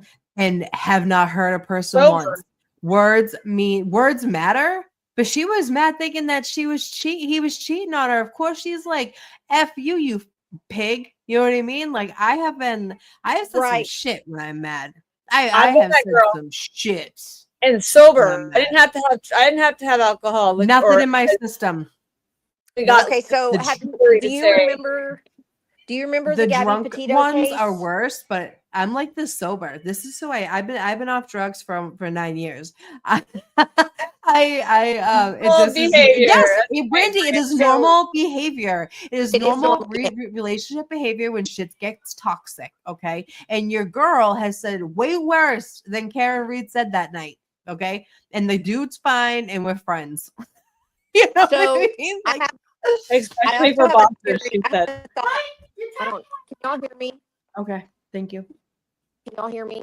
Because my Yeah. my Kind of cutting it out. So- That's all right. Yeah, I'm sorry. My phone's being dumb. So I have a theory on this. If she would have hit him, she would have called and been like, "Hey, baby, I love you," blah blah blah, and been nice because I'm going to take you back to the Gabby Petito case when I posted Scott Peterson's voicemail. when You're he- breaking up, baby. let me leave and come back. All right. Okay. I posted Scott Peterson's voicemail about how he was like, "Hi, babe, I just want to let you know it's 2:15. So, he said what time it was. I'm still in Berkeley. Can you go pick up the magazine or pick up the basket, whatever? Like, you don't sound like she did. Anyone can join, you guys. There's a link in the chat. Yeah, anyone can come up. And I just wanted to say that you can keep it going, but I'm just saying, like, that's a normal behavior. I'm a feisty ass bitch. Like, if I'm mad, you're gonna know I'm mad. Just let it cool off for a few minutes, Karina. It's fine. But then, like, I cool off and I'm fine. You know what I mean? No, I mean, yeah, we all go through it. The thing about this case, right? On the surface, let's say you look at some of like the initial facts. You have damage to her taillight. You have all these first responders saying, I hit him, or did I hit, saying that she said that. So on the surface, the prosecution, may think, hey, we have this open and shut case. But all you have to do is peel back, like, I'm not talking about peeling back layers. You peel back one sort of layer and you get there. And I think that's what everyone who talks to me about this case says, once you start peeling back those layers, it's like, wait, there's so many strange things that just don't. DeMarie, it was a half day and it was all about DNA and taillight pieces. So, and Lally was the one doing the direct. So if you want to watch probably the most boring day in history besides Jessica Hyde, watch it back. But it was only a half day, so you didn't miss much. Right. It was like nothing. It was absolutely fucking. It was nothing.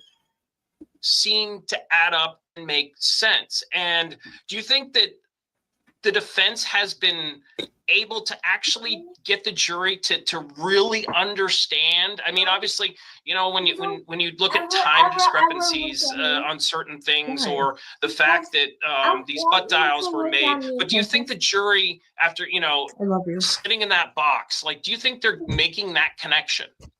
Well, if you listen to some of the jurors from the first trial, they were going with a simplistic approach, some of them, especially the ones that thought she was guilty of some lesser included crime. She was there, he was there, Alexis was there, everybody was drinking, the taillight's broken, so she must have committed some kind of crime. So if you go for something simplistic like that, and even one of the clips played by Karen Reed, she said something like that, then I think maybe you get a jury there. But that's not supposed to be how the criminal justice system works. And the first trial, I thought the prosecutors were more transparent about everything, what everybody said, saw, and went through, during those days. And the defense was able to peel back those layers and make it readily apparent to everybody watching the issues and things that could not possibly be a coincidence in this case. But because the prosecutors have put less up there so far, the defense has not been as effective as showing just how crazy all of this is and how impossible that this was to go the way the prosecution is trying to say it went. And we know the defense has more experts they're bringing this trial than the first trial. And I think the prosecutors are saying, go ahead, have at all of the clunky, confusing testimony that doesn't make any sense. You can do that in your case in chief. And I think the defense has to, for the reason you just said. They got to peel back those layers so the jury can see just how wild this set of events was. As law enforcement officers continue to question you at some point, you informed them that you did not feel comfortable with any further questioning and you suspended the interview, correct? Yes. Speaking about peeling back the layers, Jen McCabe, who is a huge player in this case, 3 days on the stand. One thing new that we found out, and I don't know how, obviously the defense tried to make it look very nefarious. I mean, as a lawyer, you're going to tell your clients not to talk, to investigators. But she said that the FBI showed up at her house, right? We didn't know that. I know that she had testified to the federal grand jury, but she made a number of phone calls, which I guess that she wasn't honest about all the people she called. And I guess 10 minutes into the interview, she said, you know what, I'm done talking. Is that an inference that the jury will make? Obviously, they just know that agents, because the defense has been prohibited from directly saying that the FBI was involved in investigating this case. Right. I think they probably have a pretty good idea. There's only, agents. Last time the jury thought it was an insurance investigation. So let's see if they get it this time. But how damaging do you think that was for Jen McCabe? So, and you made the right point right off the bat. Like, there's nothing wrong with calling a lawyer if agents, cops, anybody shows up to your house, whether you're a witness, whether you're somebody that's under investigation, whether you're a criminal defendant. That's the right thing to do. That's what I would advise everybody to do. But the way that she did it and what she told these federal agents, oh, just give me a minute to make it seem like she had to, put some clothes on or brush her teeth, like she said. Yeah. Instead, she makes all these frantic phone calls to a very interesting set of people. And then she starts talking to them after talking to those people. And then she cuts it off as if, if she would have just called her lawyer showed up and they did an interview, that would have been way more normal. And what you should do if you're a witness in a case and you want to help get justice for your friend.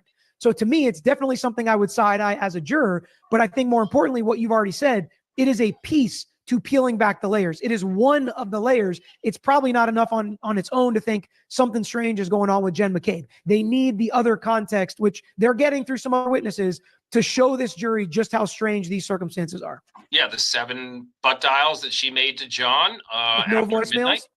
Yeah, and I think that is certainly, those are always the things that was always one of the things that I've always had questions about, where the butt dials either from Jen McCabe to John's phone or from Brian Albert and Brian Higgins back and forth, somewhere in the 2 o'clock in the morning. Obviously, they're going to get to that. Moving on, we haven't seen Michael Proctor yet. You think the prosecution will call Proctor, now a fired state trooper, or you think he'll come in through the defense? So they're calling him Mr. Proctor as they do the direct examination of Yuri Buchanan right now. The way that they're asking questions to Trooper Buchanan, which is happening right now as we're speaking, it doesn't sound like they're going to call Proctor, because they're basically saying, where was Proctor standing when the taillight was there? What did Proctor do? Who did Proctor talk to? And Buchanan's like, oh, we're a team. Yeah, there's a lead investigator. Fine. I actually got the first call. I called Proctor. So he's taking ownership of this investigation, even though we know he's not going to be able to fully take it. And I feel like Hank Brennan might just completely act like Proctor doesn't exist. I think that would be a wild move. I think it would be a mistake. I think the defense will absolutely call him in their case in chief. And I think the judge really should not limit what they use on him, how they question him. He's obviously a hostile witness. To me, they should be able to use a very robust set of questioning, as Judge Canone's like to use in this case. Because no matter what, Jackson will call, right? I mean, I don't want to say no matter what, it's not my case. I would. It would not be a question. You have to call him, because it's not enough. In some cases, defense attorneys hint this stuff and they're like, oh, they don't want to call this guy. And then when they don't, you say, see, we told you they didn't want to call this guy, and it's not as bad as it may seem. With Proctor, it's worse than the jury's thinking. So I feel like you have to call him if you're the defense. Moving forward, the judge says that things appear to be on schedule. We had so many half days and days off during the last trial. That's not happening. They're powering through probably only a couple more weeks of witness testimony. Can you handicap it at all from what you've seen so far? It's really hard. I mean, I still think 6 weeks is probably a good bet, but because I know the defense is going to have more, I think we are going to have a day or two here and there where we're going to have to miss or something's going to happen. But Hank Brennan is moving quickly. And I don't think anybody knows really how short the Commonwealth's case in chief is going to be. I also want everybody to remember the Commonwealth has the opportunity to give a rebuttal case. I think they will take that opportunity in this case as well. As I'm walking down, I hear Karen Reed yell, Peg, is he dead? Is he dead, Peg? Peg, is he dead? I asked her what happened. And she said, we went to a party. I left him there. I said, you just left him there? Yes.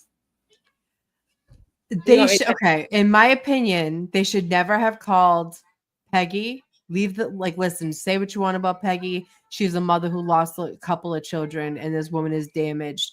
Why call her for what? And why call that little girl who has been through so much already? Well, Peggy allowed that little girl to do it. I would never, if this was my son's position and he was less than 18, I'd be like, fucking kick rocks. No. All right. Yeah. I mean, I'm like, honestly, she should have never even allowed the niece to testify again. They did that. No. And what did Peg serve? Nothing. She served nothing for this case but fucking heartbreak. Yeah. Sympathy for the jury. Peg is Peg. Peg is Peg, but that was awful to send her up there, and that poor little girl. I don't care if she's 16. This girl has been through the ringer since she was 2 years old. Leave those kids alone. Noodles. Leave Peggy alone. Like Peggy. Listen, you know how I feel with Peggy, but leave the bitch alone. She shouldn't have been up there. Noodles. But Peggy and Jen are best friends. So what do you expect? She started Peg's Angels. Yeah. Yo, a good citizen ain't wrong, man. I just want to bring up before we go, Peggy O'Keefe. We did not see, that's John's mom. We did not see her in the first trial. And I don't think anyone can be human and not feel bad for the suffering that she's gone through, losing, not just John, but other children. And I really got the impression from her testimony that she does not like Karen Reed. And that began almost the first, the initial morning when they saw each other at the hospital. John had been taken to Good Samaritan Hospital in Brockton. Karen was taken there a short time later for this psych evaluation. And, Peggy said that, Karen said something to her down the hall. I think Peggy just, kept walking. That there was always this sort of animosity that she believed at the time that, hey, Karen did this to my son. And if there was Like, any how question dare about it that you? they played about Karen Reed, I think confirmed it. And Karen Reed even knew how Peggy felt about her. I'm 100% with you. I think she was a great decision and call by the prosecutor. You want the jury to sit there and want to bring justice for this victim if you're a prosecutor. I think they accomplished that goal. I think it goes a lot more along in the lines of what they're doing, pulling at the heartstrings of the jury, because I think it did absolutely nothing to prove what actually happened that night. It did absolutely nothing to prove a crime occurred, that this was not some kind of accident, a trip and fall, a fall inside the house, a fight, or hit by a car, or a snowplow, or whatever. Her testimony did nothing to prove or disprove anything important in this case other than humanize John O'Keefe, let the jury know how important this is and how a life was taken, that life matters, and we need to get to the bottom of it and figure out what happened and get justice for that victim. And how important you think it is that, Karen Reed has They been, don't the care lawyers about are justice. actually They speaking, want so is the Karen prosecution. fucking fried.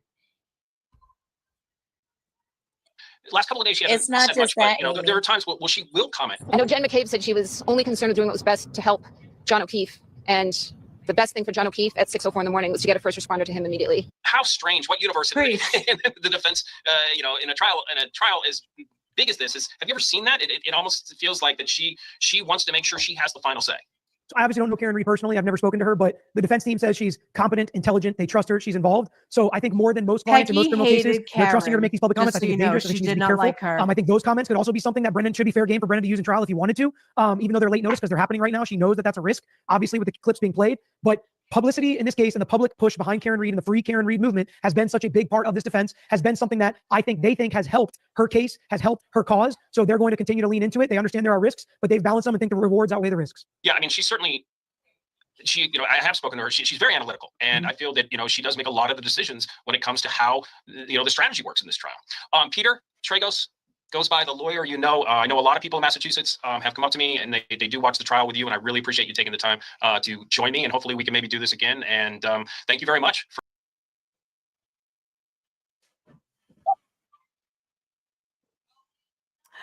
Noodles, baby. I have another one. Hello.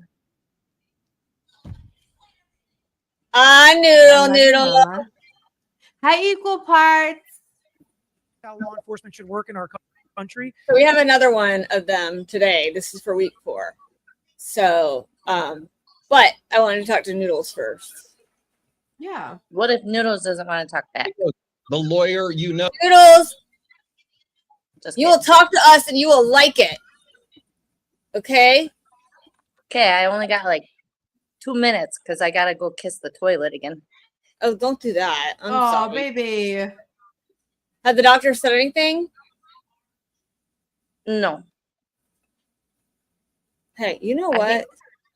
I hate doctors. You're lucky you have a wrench, Knick-Knack. Take those wrenches away. So I just wanted to say, Peggy O'Keefe, I don't have much sympathy for her. She reminds me of my kid's grandmother. Where if I was in Karen I Reed's don't position, like Peggy O'Keefe either, but I'm just saying she had no benefit, and at the end of the day, like, I don't particularly care for her at all, but like, she did lose 2 kids, and to bring her up there for no reason was cruel. Why do it if it meant nothing? I know that's like a sympathy vote, but she wasn't even sympathetic, so there's that. right? And She cried about her the daughter defense- and then pointed to her son, was like, he's over there. Like, fuck Yeah. out of here. Like, who are you? Who And you her raised now- these kids? That's why John didn't want those kids with her. Her What do you- grandson gives her a run for her money. That's all she said. if you're Yeah. sitting in that jury box, what are you seriously thinking when Mama O'Keefe is sitting on the far end and Paul O'Keefe is sitting on the other end? Glaring at Karen. I mean, anybody in the jury is going to be like, dude, this family's messed up. Well, the fact that they're not calling Brian Adams, Brian Albert, Brian Higgins, and all those people, and the defense, I think the defense probably should call those people, but the fact that they're not calling them, at least you know that the intimidation factor for the jury won't be as bad if they show up the last day for closing arguments. I love Brian Adams too. I don't know why I said it though. But all right, I'm gonna start this one. If you need, you put it on mute if you need to, Noodles. agreed to join me, agreed to come back to talk the Karen Reed trial. thank you so much. I realize your time is valuable, and I know how much our viewers appreciate getting your perspective. You are deep into this case. You've been following it religiously, and your perspective is super important, and it kind of helps me sort of talk through when I talk through, what I see, to hear other perspectives. I'm sure it is the same for you. Yeah, absolutely. It's awesome to see how people can look at the same thing differently, because then you start to understand how a jury gets back there. What are they arguing about? What are they picking up on? And when certain things seem obvious to me, they might not be to you, and vice versa. So it's important to talk it out and not just stay in your own little bubble. That is amazing too, especially with some of the people who are very deep on one side or the other, who are posting information about the case, how they can put something out there and I'm like, wait, that's how you saw that? And it comes from such a slanted viewpoint, and it can be from either side. And I think sometimes it's hard to know where the actual truth falls in all of that. Yeah, I mean, all the research shows that you can get a jury with you on your side, like as a lawyer, very early on in the case, and then they're going to see things the way you see them. They're going to dismiss things that other people may find important. And that's why it's really important to try to get them on your side, gain that credibility, and keep it through the witnesses and evidence and arguments you make as a lawyer. Because then when some of the problems come up in your case, the difficult parts come up in your case, they're much more likely to just see them as, oh, no, that's not what it is. I believe Tragos and how he's explaining this, not Daniel. So it's like, it really depends on what the jury is feeling. And sometimes they get on a side early on, even though they're not supposed to. Sometimes that happens. So we are 17 days into testimony. We should be 18, but as I was on my way to court on Tuesday, we get an email, right? And the court system says, court has been canceled today due to unavoidable circumstances. That's all they provided. I was later able to find out that Karen Read was sick, and that's the reason. And her dad actually talked about that with me yesterday. He was pretty open. Well, I mean, she does have MS, as you all know. And so anything that, wears on that, ability to maintain your health and maintain your strength and this certainly is something that is bearing on us all, and particularly on her. I spoke with him after court, and he said that she has MS, Crohn's. I believe he said that she had colon cancer at one point, and that due to how much time she's spending on the defense, she's not sleeping at all. So I guess it's not out of left field to think that this would take its toll.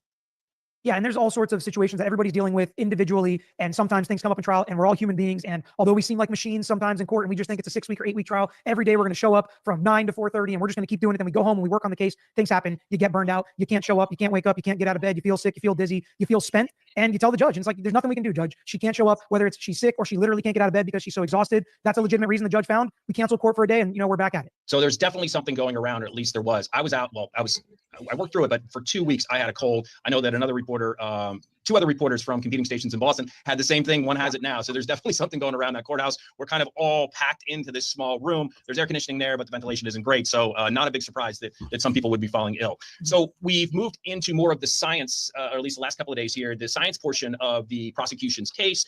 There is a state police forensic scientist, Maureen Hartnett, who's been on the stand, and the jury got to see a lot of the close-up pictures of the damage to Karen Read's Lexus, to the taillight. They showed a dent, they showed scratches, things of that sort. How important do you think it is that Brennan was able to, spend a lot of time, I think more than Lally did in the first trial, with those pictures and having her delineate exactly, okay, this little stamp here points to this piece of damage here?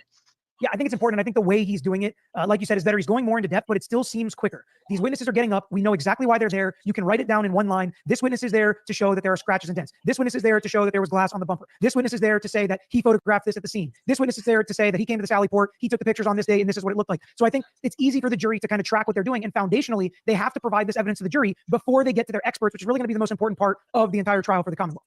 So the jury learned about the traveling hair and the traveling glass. This is one of the things that I have a hard time reconciling. The scientist said there was a piece of hair, a single piece of hair on the right rear quarter panel, and there was glass that was on the bumper. And one of the big questions here is, this car went from Canton to Dighton, Massachusetts, which I think is like 30 miles, and then state police pick it up, bring it back to Canton. How the heck does that hair and glass stay on the car in a snowstorm? Well, that's a great question. And this is a perfect example of what we started talking about, where if you're on one side, you see it one way. If you're on the other, you see it as an impossibility, right? If you think Karen Read is innocent, this was clearly planted. He put it there right before she showed up. It couldn't even stay there long enough for them to take a picture. It doesn't make any sense. But if you're on the other side, you say, how do you explain? Yes, my love. Question is, how can Karen strike John with the car, drive back to John's house, park it in the garage, let everything melt off the car, drive to Jen's house, drive back to John's house, drive to her parents' house, it get on a tow truck, and which all has that to shit go still this be way on because it there? has to pull it up. They have to pull it up on the There truck. should be no hair. There should be no glass. It should have been wiped off. But didn't you know With- water is a adhesive now. Well, that's news to me. I live in Minnesota. This is what Hank said. Water is an adhesive. Well, they're a bunch of lying pieces of shit. And when We- my stomach gets better, I'm coming to Massachusetts and I'm gonna knock them all out. Do it, baby. Explain this. How would John O'Keefe's hair have gotten here? How would debris get into the sweatshirt and the shirt, which the defense team is saying, you don't know where that debris came from. You don't know how that evidence was collected. It was mixed up in the bag with other things. Like, that really feels weak. But then other people are saying that proves a car and that light came into contact with John O'Keefe. And that's how the glass, I guess, is from the cocktail glass stayed on there. Logically speaking, I just don't understand how that's possible. Brennan is starting to try to get into water being an adhesive and things like that, trying to explain it to jurors that are, again, with him, how it is possible, because it doesn't seem possible. But those are the factors that the Commonwealth needs a jury to believe to try and prove this car came into contact with John O'Keefe. And one of the things Alessi did was he showed what appeared to be snow melt or water melting off the back, and he just let that play for 10 minutes. There was no audio to it. But even when a fire truck drove by, there was a siren. He said, stop. I want the jury to be locked in and watch this, what appeared to be snow kind of falling down in the cars just from the surveillance. You know, the camera's already rolling. And so that raises another question. It's like, okay, you also had then this sort of snow melt coming down, but it still stayed on there. And also Alessi ties everything back to Proctor. Like, oh, you know, did he touch all this evidence? And I think there was this suggestion that, you know, Michael Proctor has this folder in his hand that, you know, maybe, I think it was former Canton Police Chief Ken Berkowitz, who, you know, was seen next to him, that maybe Berkowitz handed Proctor a piece of the taillight. So it's very subtle, but, you know, they're trying to create that reasonable doubt. And is that the only way that they can do that? Just being that subtle? Can they, without, I guess you get just 1,000 objections, right? Yeah, and I mean, you're trying to put in enough into evidence to where you have a reasonable inference you can argue in closing argument. So they said all these things up subtly, and they're going to hammer it home in closing argument. But I think Alessi, I don't remember who did the cross of these types of witnesses in the first trial, but I think he's doing a considerably better job as well. Even though we said the Commonwealth is kind of presenting it tighter, you can see what they're trying to get out of these witnesses. But Alessi is.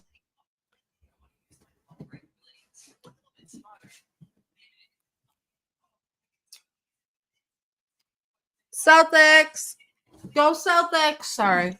How is it possible that this is happening? And the witnesses have been a little bit nervous to admit some of the mistakes they may make, even if they're simple. And I think if you just admit it and you move on, it's not as big of a deal. But Alessi will sit there and go through the mud with you laboriously to make sure the jury understands that is obviously a reflection. So you can call it whatever you want. And he's going to keep asking the questions and say, I can't testify. But are you saying that's really not a reflection? And I did think that the scientist Maureen Hartnett, though, compared to some of the other law enforcement officials, and maybe like Sergeant Buchanan, who times maybe a little combative, she seems very buttoned up. That, you know, she's just trying to, here's the answer to my question, yes or no, without the long sort of explanation. And is that something I would think that the jury picks up on when they see different members of law enforcement sort of treating the cross differently? One might treat it as just a simple yes or no. The other may treat it more argumentatively. Yeah, I think the defense hopes so. The defense hopes you notice a difference, the people that are connected with everybody else. That's why, and I think it's a mistake by Brennan. Sometimes Brennan will say, you don't know this person, you don't know this person. So he points out the ones that don't have any connections. And I think those are the ones that are less argumentative on cross. So it's almost working in the defense's theory. And if you notice with that witness, she also answered multiple times, that's not my job. That's not what I do, not my expertise. But that didn't stop Bob Alessi from saying, so you don't know how the debris got there. You don't know how long the damage was there. You have no clue. You're just testifying that it was there on February 1st. You have no clue. And Proctor had all sorts of opportunity before you got to it, right? So that diminishes a lot of what the Commonwealth is trying to build as this credible base for what their experts are, because she has to be right. Because the experts are relying on what she gathered and when she gathered it, because if it's messed up from her part, it's garbage in, garbage out for those experts. And I don't like to handicap the jury. I just feel like, as we talked earlier, you know, impression. Someone may see a juror do something and interpret it one way. I may see it another way. But I actually did, for the first time, feel comfortable because it was so obvious. They were talking about the solo cups. And Alessi said to Maureen Hartnett, hey, have you ever been handed evidence this way before? And one of the jurors literally started laughing. Like, and I was honestly, good. I don't even, their vote could still be guilty at the end of the day. Yes. Good. You should not think that that's okay or that that's how law enforcement should work in our country. And Brennan got up with that witness on redirect and said, the red solo cups, you don't know the conditions of how they gathered that information. She's like, no. And he tried to go into why it was reasonable. There was an objection. I believe it was sustained. They went to sidebar and he kind of moved on, but he was trying to make excuses for it or say how great it was like other law enforcement. And I just, that I find condescending to the jury, that you feel like you could trick them into thinking that that was appropriate collection of evidence. Now, is it not important to prove Karen Read did this? That's probably what I would go with if I was the prosecutor, because you don't necessarily need those red solo cups to prove she hit him with a car. But to try and act like that was good police work, to me, is just beyond. Right, because they never tested the blood inside, correct? Is that, I think we learned that yesterday. Yeah. They never actually tested it, so it doesn't really have you know, an evidentiary component in this case at all. We also heard from John O'Keefe's niece. She's a minor, so you know, obviously we're not going to identify her in any way other than that. Her test, and they did not call the nephew, so there's a younger nephew too. So most people know that John was raising his niece and nephew. He stood up, you know, took on that responsibility. Single dad, working as a Boston police officer. You know, I think that shows a lot about his character. And you know, essentially, she was asked a lot about what life was like inside the home, because Karen, you know, slept there a lot and stayed there a lot. And she, you know, it wasn't I think they did a really good job of trying to make the jury think that, you know, Karen could be hot. I want to answer Karma's question. Yeah, I started. Yep. Um, Sorry. 100 for Karen Reed, but did you think about the video clip of Karen saying if John knew she texted Higgins, they may have up? If I'm not mistaken, in their text messages, she told him that he saw them or he knew about them. Yeah, he did. So, and he wasn't even if he wasn't the type to go after somebody else, somebody was calling him out. He's going to protect himself. Oh, that's how I see it. Honestly, I don't think anything That's okay, Doodles. I don't think anything that Hank has really played has been detrimental to Karen, except for maybe the face she made about Peggy. Yeah, that's about it. That's the only thing I think. She mocked Peggy, which was a bad look. I mean, yeah, it's a bad look. I think that the other clips, you can tell where they cut them off, and the jury's gonna know that they cut them in the middle of a word, so that got the context they wanted them to get, and only at that 1 10-second clip. Like, they know there's a whole context to both sides of it. So I agree. I don't know if you guys heard me earlier. I think I was on mute. My sugar is low, and I have to eat something, so that's why I'm being obnoxious. I have candy in my. Okay, thank you. You're good. I got you. Thanks. Now, Karen, was nice to me, but sometimes she would be cold. Sometimes she'd seem to favor my brother. And she also talked about towards the weeks leading up to the death of John, that the relationship had deteriorated, that essentially that they were fighting a lot more. She overheard one argument where she says John told her that the relationship had run its course, and Karen didn't want to hear that. What are your thoughts about having the niece come on the stand and talk about this? I guess she was 14 at the time all this happened. She's been through hell and back, that young lady. And I thought she was very poised. And that's what I was going to ask you. So before I even answer, you were there and I wasn't. I'm just reading your reporting on it. What was her demeanor like? Because I heard there was something she maybe even made a joke about in 8th grade. Yes. Oh, yeah. What was her demeanor like? Yeah, she did. She was talking about her state of mind, and I don't remember exactly, but she said, "Hey, listen, I just had my 8th grade crush break up with me. Or I broke, and I thought it was just so honest and so that chick that sits in the court. This is a kid. I thought that represented her well, that she was able to do that. No, I mean, I think one of the things that you noticed, and the defense brought this up, is she didn't call Karen Karen. She calls Karen the defendant. It's like she never did that before. So I think in terms of doing the mission that the prosecution wanted her to do, she accomplished it well. And David Yannetti crossed her, but in a very sort of soft manner, as I think he should have, just saying, hey, you always used to call her Karen, right? You never called her the defendant. And I do think, though, she is important because she gets you inside the home. She gets you the inner workings of the relationship, and that argument that that the prosecution's trying to make, that Karen knew things were exploding in her relationship with John, and she just wasn't going to have that.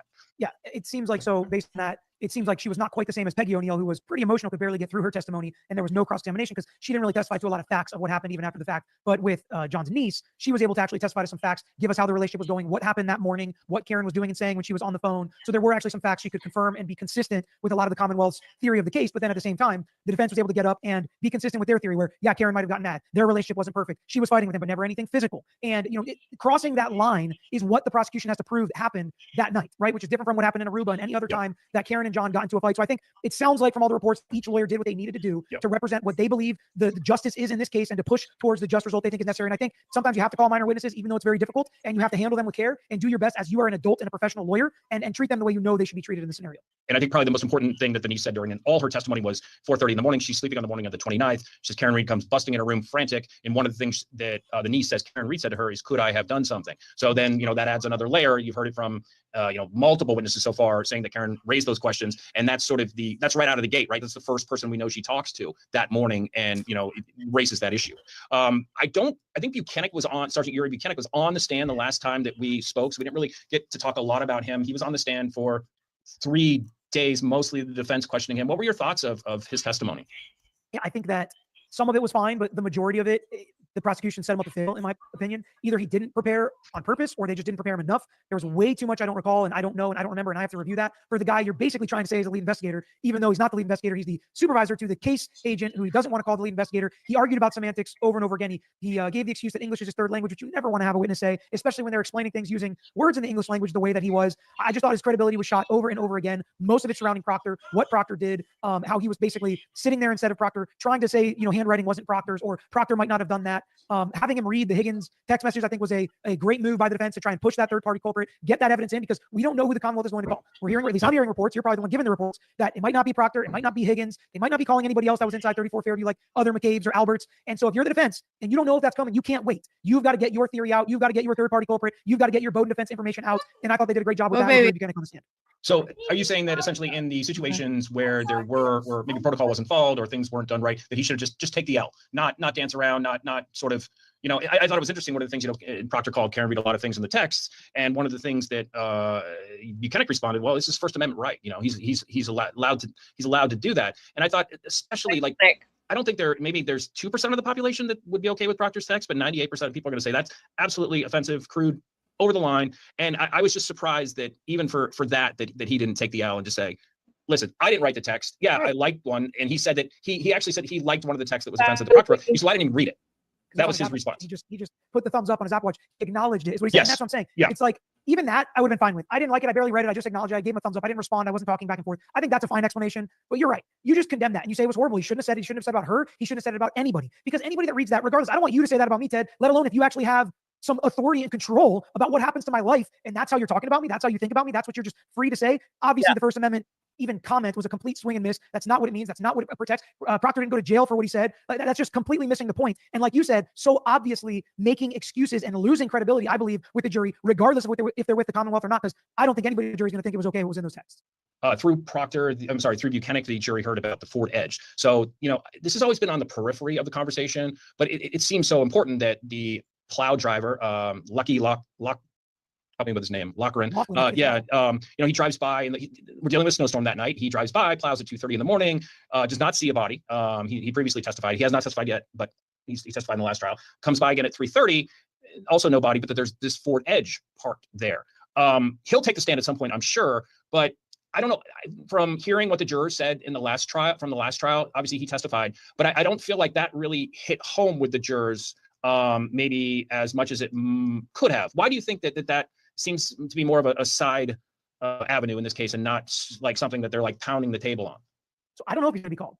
If I was the defense, you might have gotten enough out with Yuri Buchanan to not call him, because I remember some of the jurors that I heard speaking out didn't find him credible or thought that the prosecution did a good enough job, so he didn't report this, or why didn't he report this at this time? And can we really believe? And the officer said they didn't really find him credible. That's why they didn't go down that road. Sure. But if you're really talking about a Bowdoin defense and officers not investigating all the leads and doing what you should do when you know the information, I think it's out there that they knew this information. Whether they found it credible or not, they should have taken steps to investigate it, and they just didn't. And that goes to reasonable doubt. That goes to the Bowdoin defense. And I think they may have gotten enough out for closing argument. And Ted, you're making a point here. Why aren't they pounding the table? How many things can you pound the table with? Right. You got to pick and choose as a defense. It's part of strategy. There's so much going on in this case that I think they're trying to pick their best arguments and not just pound the table with everything to where the jury's like, all right, relax. My eardrums are hurting. You're pounding the table so much. And it's a tough thing for a defense. And that's what keeps us up at night. Are we picking the right things as lawyers at trial? Are we picking the right things to pound the table with? And I get the impression that it's fluid too. Oh yeah. The defense is meeting every night, and maybe they feel like, hey, that's stuck. Let's get more questions along, that line. And what the public is saying and the questions they have and what they don't pick up on, I have noticed almost first thing, like Alessi came back up and said, at the beginning of a cross that was continued with that scientist, was there any debris, sand, or anything inside the light, which is what everybody was talking about in my chat. And I was like, I don't know. They didn't ask the question. It was the first question he asked. And Brendan came back and said, okay, so you looked at the whole car. And a lot of people in the chat were talking about, that stuff could have gone there anytime. There was thousands of miles on the car. Brendan's like, you looked at the rest of the car, no dents and scratches that you noticed except for that one spot. Yep. So both sides watching what the public is talking about, because it is a pretty good representation of the jury, especially if you take out the people that are just screaming at everybody, not even looking at this with rational thought. Yep. But if you see the people that have legitimate, respectful questions as a lawyer, that's important and you should listen to that. Yeah, no, I think it's a smart play. I think you're right, because the public is representative of the 18 people in the jury box. And it is so strange, 18. I mean, it's like huge. Like it's just all these people, sitting there staring at you because we're kind of directly facing them. And we lost. It's weird. It's not normal. We're losing one a week. This jury's just rock solid so far. Like, you haven't lost one. There haven't been any incidents of issues that have come up like last trial where people were kicked off. So let's see if we can go the distance. I think, trying to look at the dates, I think we're into June probably, like for when, testimony might wrap and we might get, might get done, might get a verdict. the prosecution still has a number of important witnesses to call. We hear more about the DNA, I think, coming up. And of course, that's an important component for them. And then I think the plan, at least from the defense, is maybe have more witnesses than they did last time. It was a pretty short presentation the first time. I think they were way more confident the first time around that was going to be a slam dunk, that they didn't have to worry about putting on as vigorous a defense. But I think I that agree. proved wrong because of what happened with the trial. Got a second chance. Is there a way for you, the way agree. you, I guess I value how you see things so far. If you were sitting in that box, could you convict on second-degree murder? No way. I mean, I don't. In fairness to the Commonwealth, they're not done. Yeah. And they have come nowhere near proving any crimes have occurred so far. You have to have the accident reconstructionist explain how those marks were made, where the car hit him, how his body moved, how the grass stains got there, how the injury on the back of his head, which was the fatal blow, how that got there. They say they have witnesses. They say the data and the science is all going to be in their favor. So we're staying open. Presumption of innocence. She's innocent right now. It would be an easy not guilty vote, but they still have their case in chief to put on to prove her guilt. And they should have to pull every juror into the guilty bucket before they get there. And if you're talking about scheduling, it's not just over once the defense's vigorous case in chief is done. Hank Brennan has made it pretty clear he's going to put on a rebuttal. And at the very least, dog bite experts and responses to some of the experts the defense is going to bring. So I do expect there to be a rebuttal this time, which is going to. Okay, I forgot about that. That's right. That's right. So exactly. And he already has lined some of those people up. And we've had hearings about some of those people. Right. So then does that essentially mean that his witnesses get the last word? On some things, yes. Depending on what it is, he's got to be in response to what the defense does. But he can hold back some witnesses. He can bring back an Albert or a McCabe if he really wants to, depending on how the defense cases goes. So he's going to hold some of that back. Usually, you don't want rebuttal to be days and days and days. It's usually shorter, but you get out what you need to, and what you need to respond to the defense's strongest points. Okay. Peter Tragos, the lawyer I'm the reporter I'm hoping you're getting, because I know Peter is bringing so many people. Okay, so I want to show you guys something before we stop this, because there's, how there's slowed down Julie Nagel and everyone laughs at slowed down Julie Nagel. Slowed down Peter Tragos is my favorite thing ever. He's unbiased. He's down in Florida and he knows, he sees it. At first he didn't. He but talks he sees so it now. fast, but when you slow him down, kicked off. So let's see if we can go the distance. I have to go get my laundry. Trying I'll to be right look back, at the okay? dates. I think we're into June, probably, like for when testimony might wrap and we might get done, might get a verdict. The defense still has. I'm sorry. The prosecution still has a number of important coming up. Can we have more? I think value Hawks. In fairness to the Commonwealth, they're not done. Yeah. And they have come nowhere near proving any crimes have occurred so far. You have to have the accident reconstructionist explain how those marks were made, where the car hit him, drunk Peter how his body moved, how the grass stains got there, how the injury on the back of his head, which was that's not nice, but I do slow him down because he talks really, really fast sometimes, and I talk fast. So for him to talk, I'm sorry, DeMarie, your head hurts. Does anybody have any other things that they want to say about what happened this week? Oh, hold please. Well, hello there, sir. Hello, lovely lady. How are you? Good. How are you? I'm good. How's things? We played your song today, one of them, or the new one. I saw that, and thank you very much. It's very good. I dropped out. I was up all night last night with Ozzy doing a marathon stream, and I was knackered, and I just couldn't stay awake all day. Yeah. Well, I figured you were sleeping because I didn't do any. We were in chat for a while, so. But when strange day today. What'd you say? I said it was a strange day today. Oh yeah, it was. It was. Bev keeps racking up those appealable issues. She can kick rocks for all I care. Yeah, it's an unbelievable sham. Like, I mean, as much as I was mad today, I will say that I have full faith in the defense to come out with their experts, and they have really good experts to come on and that are lined like with Garrett Wing, and you got Dr. Russell, and you got these people who are ARCA. I mean, they got another ME coming on to talk about it. Like, they've got a lot of really good experts, and Yeah, I'm not so worried about it. I think the three experts you named, Garrett Wing, Russell, and Arca, I think that's the holy trinity of the defense. Hi, And if Leprechaun. Good to see you, baby. If anything, they have Robin. Hey, girl. If anything, they have slowed their. If they by moving that time, it slows down their window for her to get onto the Wi-Fi. Mm-hmm.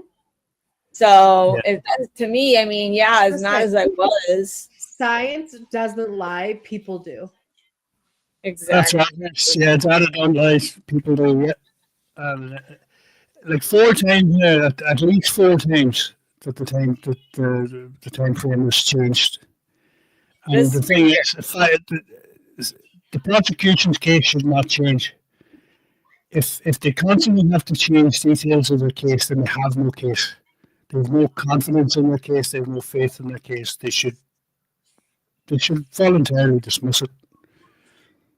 I mean, they should have dismissed it a long time ago, but they won't. They're like so narrow-minded. Like, Karen Reed must go to prison, because this is the thing, and this is I think it might have been Bettero at some point. Can't remember when or where, but he goes, they need to either have a mistrial or they need to have her guilty, because if she is exonerated of this, the police are required to go find out what really happened. Yeah, but Not necessarily. I feel like it's in a cold case. Unless they can get somebody to turn, there's absolutely no way Exactly, they're going to Chris. find the other culprits. Right. They've gathered no evidence. There's no DNA. There's no nothing. The house has been sold, renovated. So any physical evidence is gone. It's been destroyed. So They don't- They're trying anything to They don't like avoid that. acquittal. Karen said, no, you're not going to make that. You're not going to pin this on me. And I will tell you that text message that Matt McCabe sent, all those people are taking notes, and there's a lot of note writers in there, and they all wrote down that quote. And I guarantee that quote right there is going to come back up when they're in deliberation. Girl, preach. Yeah. Preach. I hope, based on Jeff Michelle's report and the reactions from the jury, I think the jury are getting it. At least some of them are, which is enough to get the reasonable doubt, which gets the mistrial. I feel like there's so much reasonable doubt already. Like we haven't even got to the defense yet. I mean, the defense is going to destroy these people. Well, not only that, we still have their accident reconstruction, and I really don't feel. Listen, there is no accident report. There is no vehicle strike report ever made. The crash didn't happen. There's no report for it. Zero report for it. And if you look online, there's a website for MassGov that you can look up. It says that there was no fatalities in that accident. Yeah. Trying to save face. They want to make Canton. Listen, Canton's like an uppity town right outside of Metro Boston. Nothing happens there. Great No people, bitches. working No. class or more. No And bitches there. what's that? I said, no bitching there. Yeah, right. I mean, nothing happens there, but there have been murders and there have been deaths that they cover up. A lot of unidentified, unaccompanied murders. Sorry. What? A lot of unaccompanied murders or unattended Right. murders. I was friends with Craig Casey, and he got brought up in the Karen Reed movement when I got involved a few years ago. And Craig was a good kid. You know, everyone has their issues and whatnot, but Craig was a good kid. And he was also found on a lawn. And Helena Rafferty, her excuse for finding my friend Craig, who was a father, a brother, a son, like he was someone's baby, okay? And Helena said when he got found the next day after they cleared the scene, that there was nothing that they could do anyway. That's what they told the family. If they would have found him, we couldn't have helped him. Idea. You have to find him first, and then you don't. You just walk. You just leave. There was a car left. There was an accident. A car left, and they cleared the scene. What? You're still talking too loud. Kaden. And they cleared the scene. And Kaden, enough. My kid, man. They cleared the scene and didn't find him, but then he was found on a lawn. Well, I think Caden is done. I think Caden's done. He is.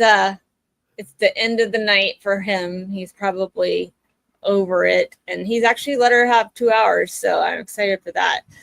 But we are going to go ahead and sign off and let you take care of that boy, and I can go eat my dinner. Yes, All right, we've been on guys. for 2 hours, and we've been feral, and sometimes I get feral more than other. I've been feral this week in chat. I listen. I stay to talk shit. I love our stay to chat. talk I love shit. our people every day comes in and hangs I out love with our us. home. They I love- literally. I love the What, bluntness. I Oh, said the I love the bluntness, and I also love the fact that you stay out of the dramas. Yeah. Yeah, no. You're This you're is a trying to drama-free stay- zone. No, we did. This We want this is- place listen. to be Yeah. a home for everybody. This is Yeah, a home for it's- everybody. It's a group effort, and we are good vibes only. I am a troll ninja. You'll never penetrate us, and you're gonna keep your shit away from us. This is the channel for it, and I'm so happy you guys come and chill and we watch stuff together. We are gonna be doing other trials too. So if you're interested in other trials, we're your girls for that too. Adelsons are on coming soon. Oh, Yeah. Nick, what? Boy, you are gonna get your butt beat here. Bye, Brandy. Bye. Who else? Oh my God, Casey. Casey, I love you. Mwah. Love you, Casey. I love thank you, Connor. Now you're trying to Thank get your butt beat. So yeah. All right, guys, I'll sign off and let you say your good night. thank you, Robin. Oh, thank you, Robin. Do you want to say like and subscribe again? No thanks. No thanks. No All right, I thanks. gotta go get this kid to bed. But I love you guys, and we'll see you on Monday morning, bright and early. Love you. Have fun. Love you. Bye, Kevin. All right, Thanks for guys. coming up Good on the night. panel, baby.